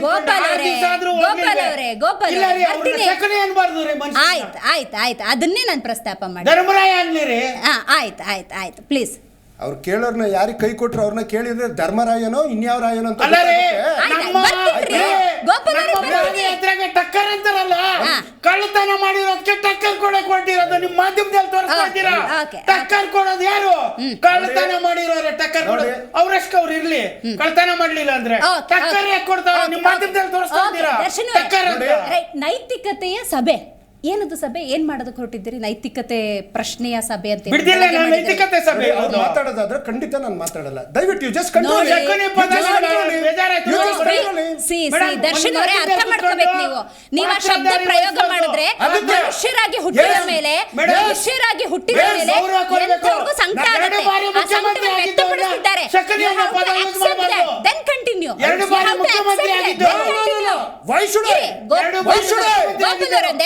ಶಕುನಿ ಅನ್ನೋ ಪದ ನಮ್ ಮಾತಾಡ್ತೀನಿ. ಅದನ್ನೇ ಕೇಂದ್ರ ಮಂತ್ರಿಗೆ ಒಬ್ಬ ಶಕುನಿ ಅಂತ ಪದ. ದಟ್ ಇಸ್ ವೈ ಕಾಂಗ್ರೆಸ್ನ ಸಂಸ್ಕಾರದ ಬಗ್ಗೆನೇ ಮಾತಾಡಿದ್ ನಾನು. ನಮಗೆ ಸಂಸ್ಕಾರದ ಪಾಠದ ಅವಶ್ಯಕತೆ ಇಲ್ಲ. ಕಾಂಗ್ರೆಸ್ನವ್ರಿಗೆ ಗೊತ್ತಿದೆ ಸಂಸ್ಕಾರ ಅಂದ್ರೇನು ಅಂತ ಹೇಳ್ಬಿಟ್ಟು. ಎಸ್, ಪೊಲಿಟಿಕಲಿ ನಡ್ಕೊಂಡಂತ ರೀತಿಗಳು, ಪೊಲಿಟಿಕಲಿ ಅನೇಕ ನಾಯಕರ ಬದುಕನ್ನ ನರಕ ಸದೃಶ್ಯ ಮಾಡಿರ್ತಕ್ಕಂಥ ವ್ಯಕ್ತಿಗೆ ಇದಕ್ಕಿನ್ನ ಅತಿ ದೊಡ್ಡ ಪದ ನನ್ನಿಂದ ನಿರೀಕ್ಷೆ ಮಾಡ್ಲಿಕ್ಕೆ ನಿಮ್ಮ ಹತ್ರ ಸಾಧ್ಯ ಇಲ್ಲ. ನೀತಿಯ ಬಗ್ಗೆ, ನೈತಿಕತೆಯ ಬಗ್ಗೆ ಮಾತಾಡಿದ್ರಿ. ಹೌದು, ಎಸ್, ಈ ರಾಜ್ಯದ ಮುಂದೆ ರಾಜ್ಯದ ಜನತೆಗೆ ಇವತ್ತು ಬಿಜೆಪಿ ಮತ್ತೆ JDS ಯಾವೊಂದು ಜುಡಿಷಿಯಲ್ ಎನ್ಕ್ವೈರಿ ಆಗ್ತಾ ಇದೆ, ಯಾವೊಂದು SIT ತನಿಖೆ ಆಗ್ತಾ ಇದೆ, ಯಾರೆಲ್ಲ ಬಂಧನ ಆಗಿದೆ. ಎಸ್, ನಮಗೆ ನೈತಿಕತೆ ಇದೆ. ಆದ್ರೆ ನೀವು ಅಧಿಕಾರಕ್ಕೆ ಬರುವ ಮೊದಲು ಮಾನ್ಯ ಬಿಜೆಪಿ ವಕ್ತಾರ ಹೇಳ್ತಾ ಇದ್ರು ದಲಿತರ ಬಗ್ಗೆ. ಬೋವಿ ನಿಗಮದಲ್ಲಿ 47 ಕೋಟಿ ಎಲ್ಲಿಗೋಯ್ತು? KNX ಹಗರಣ ಏನಾಯ್ತು? ಕೃಷಿ ಇಲಾಖೆ, ಕಂದಾಯ ಇಲಾಖೆ, PSI ಜನಗಳಿಗೆ ನಾವು ಕೊಡುವ ನಮ್ಮ ಹಕ್ಕು. ಜನಗಳಿಗೆ ತಿಳುವಳಿಕೆ ಕೊಡುವಂಥದ್ದು ನಮ್ಮ ಹಕ್ಕು. ಮಾತಾಡ್ತೀನಿ ಗೋಪಾಲ್ ಅವರೇ. ಪುರಾಣಿಕ್ ಸರ್ ನೀವು ಅಬ್ಸರ್ವ್ ಮಾಡಿದ್ರಿ, ಏನ್ ಸರ್ ನಿಮ್ ರಿಯಾಕ್ಷನ್ ಏನು? ಈಗ ಅವರು ಶಕುನಿ ಅನ್ನೋ ಪದವನ್ನ ಈಗ ಬಳಸಿರ್ತಕ್ಕಂಥ ಸನ್ನಿವೇಶದಲ್ಲಿ ಬಹಳ ಉದ್ರೇಕಕ್ಕೆ ಹೋಗುತ್ತೆ. ಕಾರಣ ನೀವು ಹೇಳಿದ್ರಲ್ಲ, ಒಬ್ಬ ಕೇಂದ್ರದ ಮಂತ್ರಿಯಾಗಿ ಅವ್ರು ಇದ್ದಾಗ ಅವರು ನಮ್ಮ ಪ್ರತಿನಿಧಿನೇ. ನಾವು ವಿರೋಧ ಪಕ್ಷ ಇರ್ಬೋದು, ಆಡಳಿತ ಪಕ್ಷ ಇರ್ಬೋದು, ಅದು ಬೇರೆ ವಿಷಯ. ಆದ್ರೆ ಒಂದು ಕೋಆಪರೇಟಿವ್ ಫೆಡರಲಿಸಂ ಅಂತ ಮಾತನಾಡ್ತೀವಿ, ಸಹಕಾರ, ಸಹಭಾಗಿತ್ವ ಅಂತಕ್ಕಂಥದ್ದು ಎಷ್ಟೇ ರೀತಿಯಲ್ಲಿ ತಾರತಮ್ಯ ಇದ್ರು ಸಹ ಅದು ಸಂಪೂರ್ಣವಾಗಿ ನಾವು ನಮ್ಮ ರಾಜ್ಯದ ಒಗ್ಗಟ್ಟನ್ನ ಅಥವಾ ಒಂದು ರೀತಿಯಲ್ಲಿ ರಾಜ್ಯಕ್ಕೆ ನಾವು ಒಂದು ಏನು ನಮಗೆ ನ್ಯಾಯವಾಗಿ ದೊರೆಯಬೇಕು ಅಂತದನ್ನ ಗಳಿಸುವ ದೃಷ್ಟಿಯಿಂದ ಒಂದು ಡಿಪ್ಲೊಮೆಟಿಕ್ ಆಗಿ ಮತ್ತು ರಾಜತಾಂತ್ರಿಕವಾದ ಸೌಹಾರ್ದ ಕಲ್ಚರ್, ಡಿಪ್ಲೊಮೆಟಿಕ್ ಕಲ್ಚರ್ ಅಂತಾರಲ್ಲ, ಆ ಪೊಲಿಟಿಕಲ್ ಎಟಿಕೆಟ್ ಅಂತಕ್ಕಂಥದ್ದು ಬೇಕು. ಆ ದೃಷ್ಟಿಯಿಂದ ಅವರು ಶಕುನಿ ಅನ್ನೋ ಪದ ಈ ಚರ್ಚೆಗೆ ಬೆಳೆಸಿದಾಗ ಉದ್ರೇಕಕ್ಕೆ ಹೋಗುತ್ತೆ. ಅದ್ರ ಬದಲು ಅವ್ರು ಹೇಳಿದ್ರಲ್ಲ, ಕರ್ಣ, ಧರ್ಮರಾಯ, ಅರ್ಜುನ ಅಂತ ನಾವು ಅದ್ರ ಬಗ್ಗೆ ಆಕ್ಷೇಪಣೆನೇ ಇಲ್ಲ. ಒಂದು ಶಕುನಿ ಅನ್ನೋ ಪದನ ಈ ಚರ್ಚೆಯ ಒಂದು ಮಹತ್ವವನ್ನ ಅದು ದಿಕ್ಕುಪಾಲು ಮಾಡ್ತಕ್ಕಂತ ಸನ್ನಿವೇಶಕ್ಕೆ ಅದು ಕೊಂಡೊಯ್ಯುತ್ತೆ. ಎಮೋಷನಲ್, ಅದು ಎಮೋಷನಲ್ ರಾಕ್ಷಸ ಶಕುನಿ ಈ ರೀತಿಯ ಹೇಳಿಕೆಗಳಿದಾವಲ್ಲ, ಅದು ಚರ್ಚೆಗೆ ಮತ್ತು ಜನರಿಗೆ, ವೀಕ್ಷಕರಿಗೆ ಈ ಮೂಲಕ ಅವರಿಗೆ ಮತ ಹಾಕಿರುವಂತಹ ಮತದಾರಿಗೆ ಅಪಮಾನ ಮಾಡ್ದಂಗೆ. ಅವರೊಬ್ಬ ಜನಪ್ರತಿನಿಧಿಯೇ, ವಿರೋಧ ಪಕ್ಷದಲ್ಲಿದ್ರೂ ಕೂಡ ಆತ ಜನಪ್ರತಿನಿಧಿಯೇ. ಸೊ ಅಲ್ಲಿ ಶಬ್ದ ಪ್ರಯೋಗಗಳ ಬಗ್ಗೆ ಪ್ರತಿಯೊಬ್ಬರಿಗೂ ಅರಿವಿರ್ಬೇಕು ಅನ್ನೋದು ಉದ್ದೇಶ. ನಮ್ಮ ರಾಜ್ಯದ ಪ್ರತಿನಿಧಿಯಾಗಿ ನಾವು ಗೌರವಿಸಬೇಕು. ಮಾಡಿದರೆ ಎಷ್ಟು ಕೆಲಸ ಮಾಡಿದರೆ ಅದು ಬೇರೆ ವಿಷಯ, ಅದನ್ನ ನಾವು ಅಸೆಸ್ಮೆಂಟ್ ಆಮೇಲೆ ಮಾಡೋಣ. ಈಗ ಫೋಕಸ್ ಅನ್ನ ನಾವು ಎಕ್ಸಾಕ್ಟ್ಲಿ ರೈಟ್ ಸರ್. ಮಾತಾಡ್ತೀನಿ ನಿಮ್ ಜೊತೆ. ಗೋವಿಂದರಾಜ್ ಅವರೇ, ಡಿ ಕೆ ಶಿವಕುಮಾರ್ ಅವರನ್ನ ಸಿಎಂ ಸ್ಥಾನದಲ್ಲಿ ಕೂರಿಸೋದಕ್ಕೆ ವಿಜಯೇಂದ್ರ ಅವರೇ ಮಾಡಿಸ್ತಾ ಇರುವಂತಹ ಪಾದಯಾತ್ರೆ ಅನ್ನೋ ಟೀಕೆ ಟಿಪ್ಪಣಿನ ನೀವು ಹೆಂಗೆ ಅಕ್ಸೆಪ್ಟ್ ಮಾಡ್ತೀರಿ? ಕಾಂಗ್ರೆಸ್ನಲ್ಲಿ ಕೆಲವೊಂದು ಜನರಿದ್ದಾರೆ ಮೇಡಮ್, ಇತ್ಲಾಗಿ ಆ ಕಡೆನೂ ತೋರ್ಸ್ಕೊಂಬಾರ್ದಂತೆ ಈ ಕಡೆನೂ ತೋರ್ಸ್ಕೊಂಬಾರ್ದು ಬದ್ದಿದವ್ರು ಯಾರೇ ಇರ್ತಾರಲ್ವಾ, ಈ ರೀತಿಯ ಭಾವನೆಗಳನ್ನ ಅನುಭವಿಸೋದು. ಅಂದ್ರೆ ಆ ನಡೆದಿಲ್ಲ ಘಟನೆಗಳನ್ನ ಅವ್ರಾಗ ಅವ್ರ ಮನಸ್ಸಿನಲ್ಲಿ ಅಂದ್ಕೊಂಡ್ಬಿಟ್ಟು ಅದನ್ನ ಎಂಜಾಯ್ ಮಾಡೋದು ಅಂತಾರಲ್ಲ, ಭವಿಷ್ಯ ಇದೇ ಇರಬೇಕು ಮೇಡಮ್. ಇವತ್ತು ನಾವು ಹೋರಾಟ ಮಾಡಕ್ ಕೊಟ್ಟಿರ್ತಕ್ಕಂಥದ್ದು ಏನ್ ಕಳ್ತನ ಅಂತ ಮಾಡಿದಾರಲ್ಲ, ಇದು ಅಂತಿಂತ ಕಳ್ತನ ಅಲ್ಲ. ಅದು ಏನು 40 ಜನ ಕಳ್ಳರು ಅಂತ ಹಾಲಿಬಾಬುನ್ ಕತೆ ಇದೆಯಲ್ಲ, ಆ ರೀತಿ ಇದ್ರಲ್ಲಿ ಯಾರೆಲ್ಲ ಸೇರ್ಕೊಂಡವ್ರೆ ಅಂತ ಅವ್ರ ಹೆಸರಲ್ಲೇ ಹೇಳಕ್ ಹೋದ್ರಿ. ಇವತ್ತು ಕಾಂಗ್ರೆಸ್ ಆ ಹೋರಾಟ ನಡೆಯುತ್ತೆ, ಜೆಡಿಎಸ್ ಅವರಿದ್ರು ಅದನ್ನ ಹೊರಗೆ ತರ್ತೀರಿ. ಮೂಡ ಹಗರಣ ನಿಷ್ಪಕ್ಷಪಾತ ತನಿಖೆ ಆದ್ರೆ we are very clear about the ಇದು ಇಶ್ಯೂ.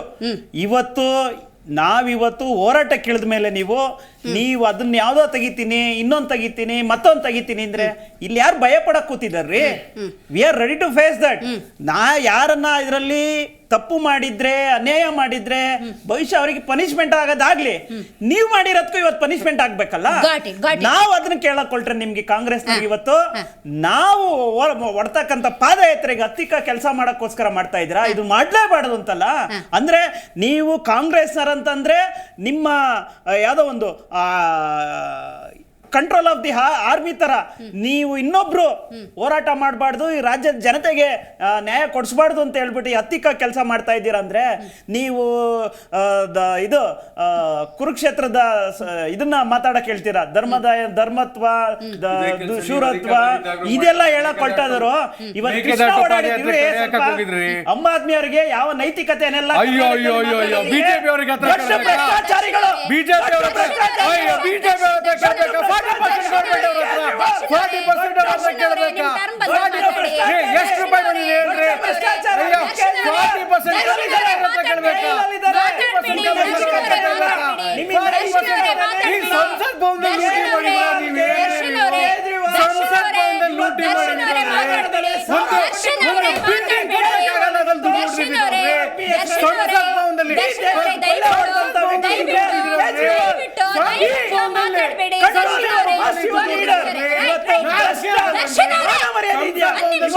ದೇಶದ ಜನರಿಗೆ ಭ್ರಷ್ಟಾಚಾರ ತೋರಿಸ್ತೀವಿ, ಭ್ರಷ್ಟಾಚಾರ ದೊಡ್ಡ ಭ್ರಷ್ಟಾಚಾರಿ ಕೇಜ್ರಿವಾಲ್, ದೊಡ್ಡ ಭ್ರಷ್ಟಾಚಾರಿ ಕೇಜ್ರಿವಾಲ್. ಇವತ್ತು you have to allow when your term is there, you have to speak, please.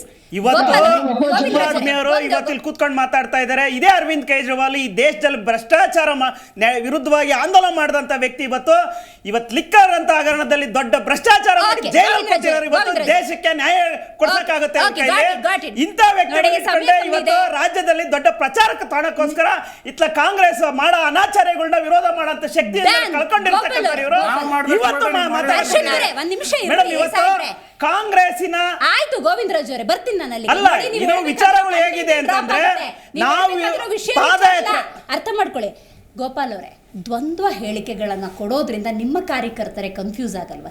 ಒಂದ್ಸತಿ ಬರ್ತೀರಿ ಪಾದಯಾತ್ರೆಗೆ ಸಪೋರ್ಟ್ ಇಲ್ಲ ಅಂತೀರಿ, ಆಮೇಲೆ ಸಪೋರ್ಟ್ ಇದೆ ಅಂತೀರಿ.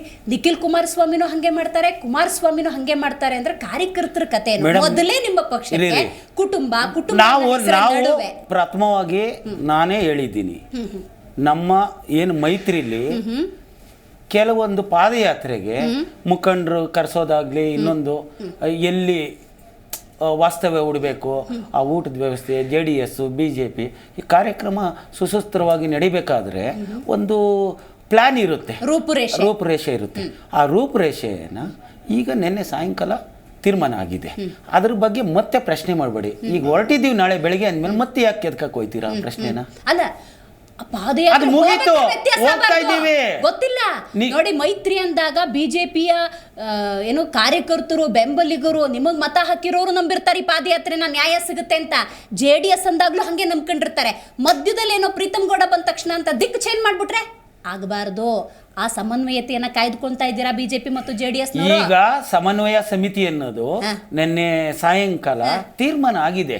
ಏನು ವರಿಷ್ಠರಲ್ಲಿ ಸಮನ್ವಯ ಏನು ಒಂದು ಮೀಟಿಂಗ್ ನಡೆದಿದೆ, ಅದರಲ್ಲಿ ತೀರ್ಮಾನ ಆಗಿ ನಾಳೆ ಬೆಳಗ್ಗೆ ಇಬ್ರು ಸಮನ್ವಯವಾಗಿ ಹೊರಟಿದ್ದೀವಿ. ರೈಟ್. ದರ್ಶನ್ ಅವರೇ, ನೀವು ಮಾತಾಡಿ. ನಿಮ್ದೇನು ಆಕ್ಷೇಪಣೆ? ಪಾದಯಾತ್ರೆ ಸಕ್ಸಸ್ಫುಲ್ ಆಗುತ್ತಾ? ಈ ಪಾದಯಾತ್ರೆಯ ಮೂಲಕ ನ್ಯಾಯ ಸಿಗುತ್ತೆ ಅನ್ನೋ ವಿಶ್ವಾಸ ಇದೆಯಾ, ಅಥವಾ ಇದು ಜಸ್ಟ್ ಪೊಲಿಟಿಕಲ್ ಗಿಮಿಕ್ ಅಂತ ನಿಮ್ಗೆ ಅನಿಸ್ತಾ ಇದೆ? ಇದು ಆಬ್ವಿಯಸ್ಲಿ ಪೊಲಿಟಿಕಲ್ ಗಿಮಿಕ್ಕು. BJPಗಾಗಲಿ JDSಗಾಗಲಿ ಒಂದು ನಿಜವಾದ ಕನ್ಸರ್ನ್ ಇಲ್ಲ. ನಿಜವಾದ ಕನ್ಸರ್ನ್ ಇದ್ದಿದ್ರೆ ಭದ್ರಾ ಮೇಲ್ದಂಡೆ ಯೋಜನೆಗೆ ದುಡ್ಡು ಕೊಡಬೇಕಾಗಿತ್ತು, ಅದು ಕೊಟ್ಟಿಲ್ಲ, ಅದನ್ನ ಕೇಳ್ತಾ ಇಲ್ಲ. ನೀವು ಮಾತಾಡುವಾಗ ಮಿಡ್ಲಲ್ಲಿ ಮಾತಾಡಬೇಡ್ರಿ, ಸ್ವಲ್ಪ ಕಲ್ಚರ್ ಕಲ್ತ್ಕೊಳ್ಳಿ. ಮಾತಾಡುವಾಗ ಮಿಡ್ಲಲ್ಲಿ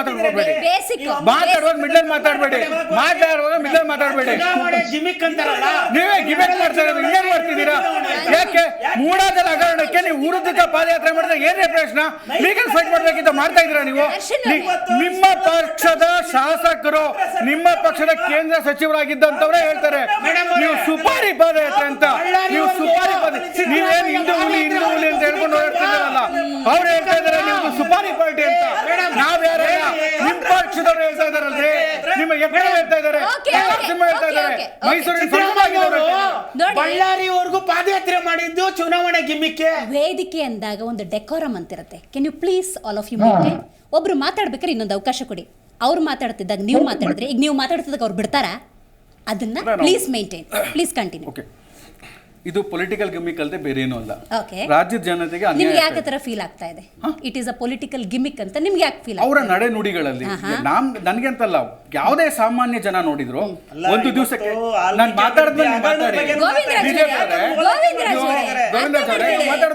ನೋಡಿ ಇವ್ರು ಮಾತಾಡ್ತಿದ್ದಾರೆ, ಇವ್ರು ಮಾತಾಡಿದ್ರಲ್ಲಿ ನೋಡಿ, ಇವಾಗ ನೀವು ಕೂತ್ಕೊಂಡು ಈಗ ನಾವು ನಾಲ್ಕು ಜನ ಮಾತಾಡ್ತೀವಿ. ಅದೇ ರೀತಿ ಬಿಜೆಪಿ ಅವರು ಕೂತ್ಕೊಂಡು ಮಾತಾಡಿದ್ರೆ, ಬಿಜೆಪಿಯ ಸೀನಿಯರ್ ಲೀಡರ್ ಅವರು ಯತ್ನಾಳ್ ಅವ್ರು ಹೇಳ್ತಾರೆ ಸುಪಾರಿ ಯಾತ್ರೆ ಅಂತ.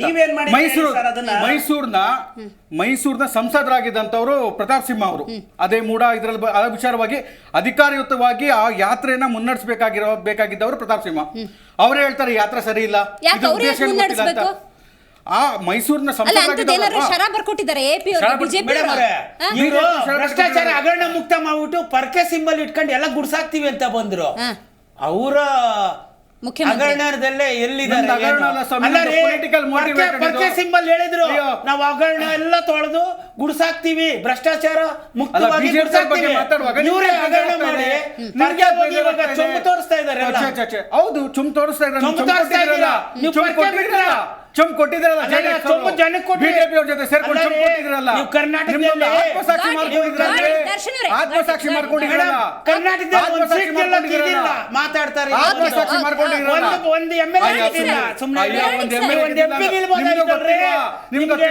ನಿಮ್ದು MP ನಿಲ್ಬೋದಾಗಿತ್ತು, MLA ಪುರಾಣಿಕ್ ಸರ್, ನೀವು ತಿಳಿಸಿ. ಪಾದಯಾತ್ರೆ ಕುರಿತಂತೆ ಟೀಕೆ ಟಿಪ್ಪಣಿಗಳು ಬಂದರೆ ಹಳೆ ಪಾದಯಾತ್ರೆನೂ ರಿಕಾಲ್ ಆಗ್ತವೆ. ಬಳ್ಳಾರಿ ಪಾದಯಾತ್ರೆ ಏನು ಪೊಲಿಟಿಕಲ್ ಅಜೆಂಡಾ ಅಲ್ವಾ, ಅದು ಗಿಮಿಕ್ ಅಲ್ವಾ ಅಂತ. ಹಾಗಾಗಿ ಪಾದಯಾತ್ರೆ ಅನ್ನುವಂಥ ಒಂದು ದೊಡ್ಡ ಯಾತ್ರೆ ಮಾಡ್ತಲ್ಲ, ಅದರ ಉದ್ದೇಶ ಸಾಕಾರ ಆಗಬೇಕು ಅಂದರೆ ಅಲ್ಲೊಂದು ತತ್ವ ಇರಬೇಕಾಗುತ್ತೆ ಸರ್. ಒಂದು ನ್ಯಾಯ ಕೊಡಿಸುವಂತಹ ಇಚ್ಛಾಶಕ್ತಿ ಅನ್ನೋದು ಇರಬೇಕಾಗುತ್ತೆ. ಅದು ಸಮನ್ವಯತೆಯಿಂದನೂ ಸಾಧ್ಯ ಆಗಬೇಕು.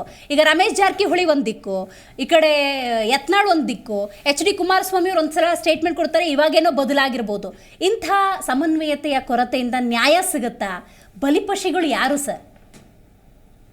ಈಗ ಬಲಿಪಶುಗಳಾಗೋರು ನಾವು, ಕರ್ನಾಟಕದ ಜನತೆ. ಕಾರಣ ಏನು, ಇವರು ನಮ್ಮ ಹಿತ ಕಾಪಾಡುವ ದೃಷ್ಟಿಯಿಂದ ಒಗ್ಗಟ್ಟಾಗಿ ಒಂದು ಮೈತ್ರಿಯನ್ನ ಮಾಡಿಕೊಂಡು ಅಲ್ಲಿ ಕೇಂದ್ರದಲ್ಲಿ ಅಧಿಕಾರವನ್ನು ಹಂಚಿಕೊಂಡಿದ್ದಾರೆ. ಮತ್ತೆ ಕರ್ನಾಟಕದಲ್ಲಿ ವಿರೋಧ ಪಕ್ಷವಾಗಿ ಒಗ್ಗಟ್ಟಾಗಿ ಕೆಲಸ ಮಾಡಬೇಕು. ಮೊನ್ನೆ ಒಂದು ತೀರ್ಮಾನ ಮಾಡೋದು, ನಿನ್ನೆ ಇನ್ನೊಂದು ತೀರ್ಮಾನ ಮಾಡೋದು, ಮತ್ತೆ ನಾಳೆ ಅವರ ಚಳವಳಿಯಲ್ಲಿ ಪಾದಯಾತ್ರೆ ಮಾಡುವಾಗ ಈ ರೀತಿಯ ಕೆಲವು ನಂಬಿಕೆಗೆ ಅರ್ಹವಲ್ಲದ ವಿಚಾರಗಳನ್ನ ಪತ್ರಿಕೆಗಳ ಮೂಲಕ, ಮಾಧ್ಯಮಗಳ ಮೂಲಕ ಬಿಡೋದ್ರಿಂದ ಜನರಿಗೆ ಏನಾಗುತ್ತೆ, ಇದು ಒಂದು ತೋರಿಕೆ ಒಂದು ರೀತಿಯಲ್ಲಿ ಪಾದಯಾತ್ರೆನೋ ಅಂತ. ಆಮೇಲೆ ಕೌಂಟರ್ನು ಕಾಂಗ್ರೆಸ್ನವ್ರು ಮಾಡಿರೋದು ಅವ್ರ ಕಾಲದಲ್ಲಿ ಸರಿ ಇತ್ತು, ಮತ್ತು ಅವ್ರು ವಿರೋಧ ಪಕ್ಷವಾಗಿ ಏನ್ ಮಾಡ್ಬೇಕಾಗಿತ್ತು ಅದನ್ನ ಮಾಡಿದ್ದಾರೆ. ಅದರಿಂದ ಈಗ ಇವರು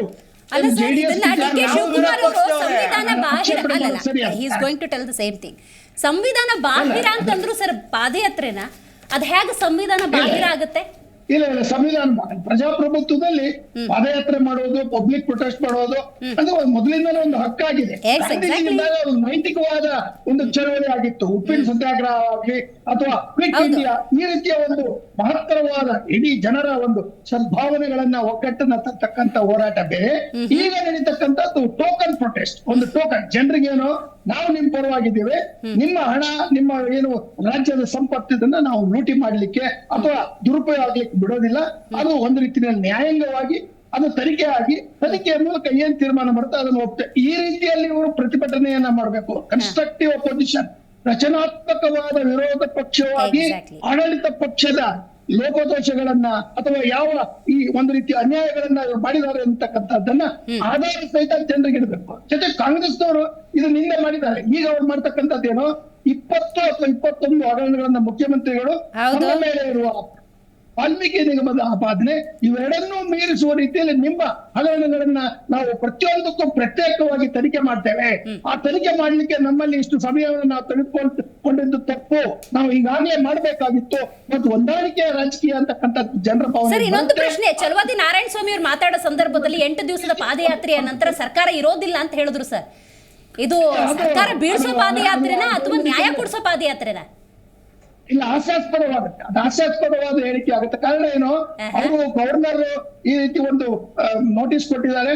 ಗವರ್ನರ್ ನೋಟಿಸ್ ಕೊಟ್ಟ ಮೇಲೆ ಇವ್ರ ಮೇಲೆ FIR ಆದ್ರೆ ಮುಖ್ಯಮಂತ್ರಿಗಳು ಒಂದು ರೀತಿಯಲ್ಲಿ ನೈತಿಕವಾಗಿ ಹೊಣೆ ಹೊರಬೇಕಾಗುತ್ತೆ. ಈ ರೀತಿಯ ರಾಜಕೀಯ ಆಲೋಚನೆ ಆದ್ರೆ ಕಾನೂನಿನ ಆಧಾರದ ಮೇಲೆ ಉಳ್ಳೋದಾದ್ರೆ ಒಂದು ಚುನಾಯಿತ ಸರ್ಕಾರ 136 ಸದಸ್ಯರುಗಳನ್ನು ಇರ್ತಕ್ಕಂಥ ಸರ್ಕಾರವನ್ನ ಕೇವಲ ಈ ಒಂದು ಪ್ರಹಸನ ಅಥವಾ ಪಾದಯಾತ್ರೆಯಿಂದ ತೆಗಿಲಿಕ್ಕೆ ಸಾಧ್ಯ ಇಲ್ಲ.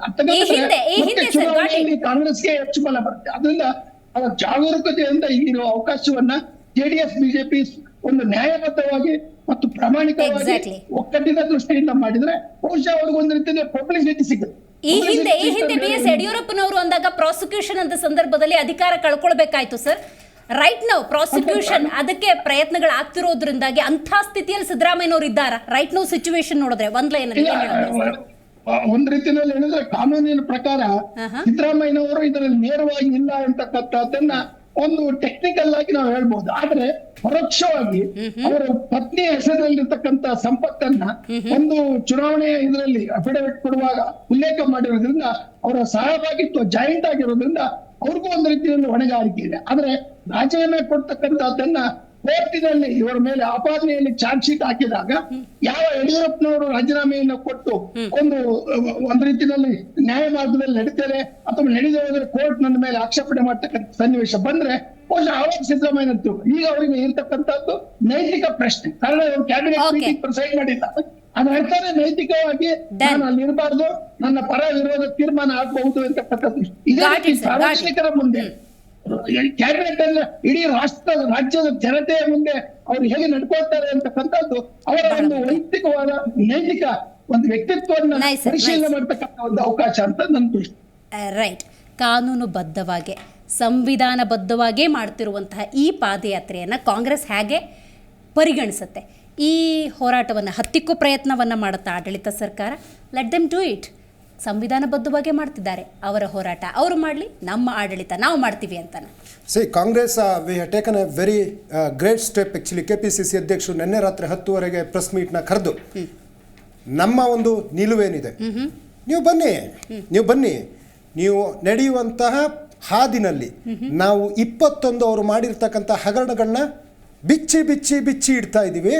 ಜನರ ಕಿವಿಗೆ ಹಿಂದಿನ ದಿನ ಹೋಗಿರುತ್ತೆ, ಮಾರನೇ ದಿನ ನಡೆದು ಬರುವಾಗ ಆರ್ ಅಶೋಕ್ ಅವರು ಯಾವ ರೀತಿ ಕಾಣಿಸ್ತಾರೆ, ವಿಜಯೇಂದ್ರ ಯಾವ ರೀತಿ ಕಾಣಿಸ್ತಾರೆ, ಕುಮಾರಸ್ವಾಮಿ ಯಾವ ರೀತಿ ಕಾಣಿಸ್ತಾರೆ, ಅಶ್ವಥ್ ನಾರಾಯಣ, ಚಿಲುಮೆ PSI, ಈ ರೀತಿ ಸಾಲು ಹಗರಣ ಹೊತ್ತವರು ಬರುವಾಗ ಬ್ರಹ್ಮಾಂಡ ಭ್ರಷ್ಟಾಚಾರದ ಪಿತಾಮಹರು ಈ ರಸ್ತೆಯಲ್ಲಿ ನಡೀತಿದ್ದಾರಲ್ಲ ಅಂತ ಜನ ಅವರ ಅರಿವಿಗೆ ಬಂದಿರ್ತದೆ. ಅವ್ರ ಪಾದಯಾತ್ರೆ ಅವ್ರು ಮಾಡಲಿ, ನಾವು ಅವರಿಗೆ ಸಾಗಲಿಕ್ಕೆ ನೀವು ಸಾಕ್ತಾ ಇರಿ. ಅದಕ್ಕೂ ಮೊದಲು ಮುಂದೆ ಹೋಗಿ ನೀವು ಯಾರು ಅಂತ ಇಡೀ ನಾಡಿನ ಜನತೆಗೆ, ಆ ದಾರಿನಲ್ಲಿ ಸಾಗುವಂತ ಜನರಿಗೆ ವಿಷಯವನ್ನು ಮುಟ್ಟಿಸಿದೀವಿ. ಪಾದಯಾತ್ರೆ ಅಂತ ಹಿಂಗ್ ಕಡೆ ಹೋಗ್ತಾ ಇದ್ರೆ ಆ ಕಡೆಯಿಂದ ಬರ್ಬೇಕಾದ್ರೆ ಇನ್ವೆಸ್ಟಿಗೇಷನ್ಗೆ, ವಿಚಾರಣೆಗೆ ಸಿದ್ಧ ಆಗಿರ್ಬೇಕು ಅಂತ ಹೇಳ್ತಿದ್ದಾರೆ.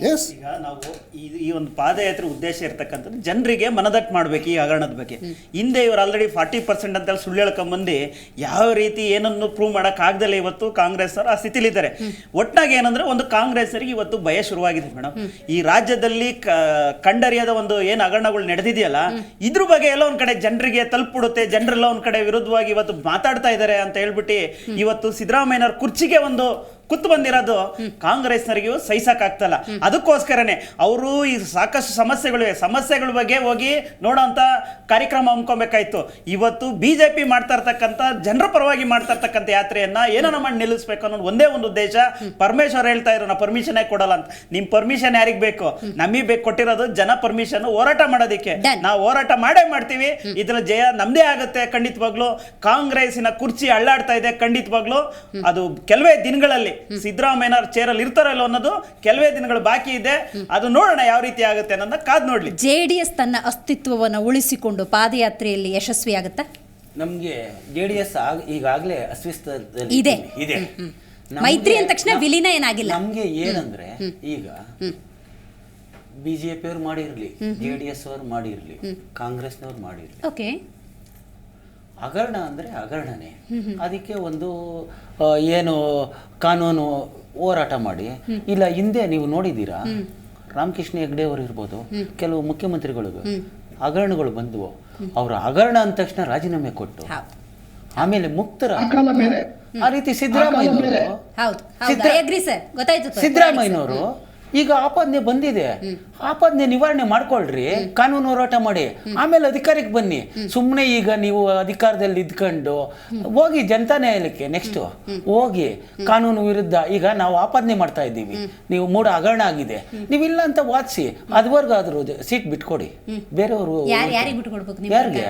ಅವ್ರ ಪಕ್ಷದವ್ರೆ ನಾವಾಗಕ್ಕಾಗುತ್ತಾ? ನಮ್ಗೆ ಇಲ್ಲ, ಅವ್ರ ಪಕ್ಷದಲ್ಲೇ ಬೇರೆ ನಾಯಕರು ಇದ್ದಾರೆ, ಆಯ್ತರ ಬಿಟ್ಕೊಡ್ಲಿ. ಅಂದ್ರೆ ಒಂದು ಹಗರಣ ಬಂದಾಗ ಹಗರಣ ಮುಕ್ತರಾಗಿ ಮತ್ತೆ ಅವ್ರು ಬರ್ಲಿ. ಈಗ ಏನ್ ಗೊತ್ತಾ, ಸಿದ್ದರಾಮಯ್ಯನವ್ರು ಹಗರಣ ಮಾಡಿರೋದು, ಪಾಪ ಕಾಂಗ್ರೆಸ್ನವ್ರು ಎಲ್ಲರೂ ಕಾಯ್ತಾ ಇದ್ದಾರೆ ಜಾತಕ ಪಕ್ಷಿ ತರ. ಏನಂತ ಕುರ್ಜಿ ಬಿಟ್ರೆ ಸಾಕು ಅಂತ. ದರ್ಶನ್ ಅವರೇ ಹೇಳ್ಬೇಕು, BJP ಮತ್ತು JDS ಅಂದಾಗ ಈ ಮಟ್ಟಿಗಿನ ಪಾದಯಾತ್ರೆ ಮಾಡಿ ವಾಲ್ಮೀಕಿ ಮತ್ತು ಮೂಡ ಅಂತಂದ್ರೆ ನಾವು 21 ತೆಗಿತೀವಿ, ಆ ಹಗರಣವನ್ನ ವಿಚಾರಣೆಗೆ ತರೋವರೆಗೂ ಬಿಡಲ್ಲ ಅನ್ನೋದು ಕೌಂಟ್ರ್ ಥರ ಕಾಣಿಸ್ತಿದ್ಯಾ? ನೀವು ಸೈಲೆಂಟ್ ಆಗಿದ್ರೆ ನಾವು ಸೈಲೆಂಟು, ನೀವು ರೈಸ್ ಆದರೆ ನಾವು ರೈಸ್, ಈ ಥರ ಕಾಣಿಸ್ತಿದ್ಯಾ? ಇದು ಈ ವಿಚಾರದಲ್ಲಿ ಸ್ಪಷ್ಟವಾಗಿ ಹೇಳಬೇಕು ಅಂತ ಹೇಳಿದ್ರೆ, ಇದು ಈ ರೀತಿಯಾದಂಥ ರಾಜಕಾರಣಕ್ಕೆ ಸಿದ್ದರಾಮಯ್ಯನವರು ಇಳಿಬಾರ್ದು. ಎಕ್ಸಾಕ್ಟ್ಲಿ. ಇದನ್ನು ಮುಂಚೆನೆ ಅವ್ರು ಮಾಡ್ತಾ ಇದ್ದಾರೆ, ಅವ್ರು ಏನೋ ಒಂದು ತೆಗಿ ಇದು ಮಾಡ್ಕೊಂಡು ಬರ್ತಾ ಇದ್ದಾರೆ ಅನ್ನೋ ಕಾರಣಕ್ಕೋಸ್ಕರ ಅಲ್ಲ. ತಪ್ಪು ಅವ್ರು ಯಾರೇ ಮಾಡಿದ್ರು, ನಾನು ಮಾಡಿದ್ರೆ ನನಗೆ ಶಿಕ್ಷೆ ಆಗಬೇಕು, ಅವ್ರು ಮಾಡಿದ್ರೆ ಅವ್ರಿಗೆ ಶಿಕ್ಷೆ ಆಗಬೇಕು. ಯಾಕಂದ್ರೆ 1 ವರ್ಷ 3 ತಿಂಗಳ ಸರ್ಕಾರ ಅಧಿಕಾರಕ್ಕೆ ಬಂದು ಇಷ್ಟು ದಿವಸ ಆಗಿದೆ, ಆ ಕೆಲಸ ಯಾವಾಗಲೂ ಮಾಡಬೇಕಾಗಿತ್ತು, ಅವ್ರು ಮಾಡಿಲ್ಲ. 40% ಕಮಿಷನ್ ವಿಚಾರವಾಗ ಆಗಿರ್ಬೋದು, PSI ಹಗರಣದ ವಿಚಾರವಾಗಿ ಸರ್ಕಾರ ಯಾವ ರೀತಿ ನಡ್ಕೊಳ್ಬೇಕಾಗಿತ್ತು ಅದನ್ನ ಸರ್ಕಾರ ನಡ್ಕೊಂಡಿಲ್ಲ, ಇದು ಸ್ಪಷ್ಟವಾಗಿದೆ. ಆದರೆ ಒಂದು ಚುನಾಯಿತವಾದ ಒಂದು ಸರ್ಕಾರ, ಜನರಿಂದ ಆಯ್ಕೆಯಾಗಿರೋಂಥ ಬಹುಮತ ಪಡೆದಂಥ ಒಂದು ಸರ್ಕಾರವನ್ನ ಏನೋ ಒಂದು ಪಾದಯಾತ್ರೆ ಮಾಡಿಬಿಟ್ಟು ನಾನು ಆ ಸರ್ಕಾರನ ಬೀಳಿಸ್ಬಿಡ್ತೀನಿ, ಅಥವಾ ನಾನು ಏನೋ ಒಂದು ಅನೈತಿಕ ರಾಜಕಾರಣ ಆಪರೇಷನ್ ಕಮಲ ಶುರು ಮಾಡಿಬಿಟ್ಟು ಅದೇನೋ ಬೀಳಿಸ್ಬಿಡ್ತೀನಿ, ಸರ್ಕಾರ ಬೀಳಿಸೋದು ಅಲ್ಲ, ಸರ್ಕಾರ ಪಾದಯಾತ್ರೆ ಮಾಡ್ತಾ ಇರೋದು ಸರ್ಕಾರ ಬೀಳಿಸೋದೊಂದು ಕೆಲಸ ಆಗಬಾರ್ದು ಯಾವುದೇ ಪಾರ್ಟಿಗೆ. ಚಲುವಾದಿ ನಾರಾಯಣ ಸ್ವಾಮಿ ಸ್ಟೇಟ್ಮೆಂಟ್ ಕೇಳಿ ದಯವಿಟ್ಟು ಆಮೇಲೆ ಹೇಳಿ. ಅಲ್ಲಲ್ಲ, ಅವರು ಪಾದಯಾತ್ರೆ ಮಾಡಿ ನೈತಿಕ ಹೊಣೆ ಹೊತ್ತು ತಮ್ಮ ಸ್ಥಾನಕ್ಕೆ ರಾಜೀನಾಮೆ ನೀಡ್ತಾರೆ ಅನ್ನೋ ಕಾಂಟೆಕ್ಸ್ಟ್ ಅಲ್ಲಿ ಹೇಳಿರ್ಬೋದು. ಸರ್ಕಾರ ಬೀಳುತ್ತೆ ಅಂತ ಹೇಳಿದ್ರೆ ಸ್ಪಷ್ಟವಾಗಿ, ಸರ್ಕಾರ ಬೀಳುತ್ತೆ ಅಂತ. ಈ ರೀತಿಯ ರಾಜಕಾರಣವನ್ನು ಮಾಡಬಾರ್ದು. ರಾಜ್ಯದಲ್ಲಿ ಅನೇಕ ಕಾಂಗ್ರೆಸ್ನಲ್ಲಿ ಭಿನ್ನಾಭಿಪ್ರಾಯ ಬಂದು ಅನೇಕ ರಾಜ್ಯದಲ್ಲಿ ದಯವಿಟ್ಟು ನೀವು ಮಾತಾಡುವಾಗ ಮಾತಾಡಿಲ್ಲ, ದಯವಿಟ್ಟು ಮಿಡ್ಲಲ್ಲಿ ಮಾತಾಡಬೇಡಿ, ದಯವಿಟ್ಟು ಮಿಡ್ಲಲ್ಲಿ ಮಾತಾಡಬೇಡಿ.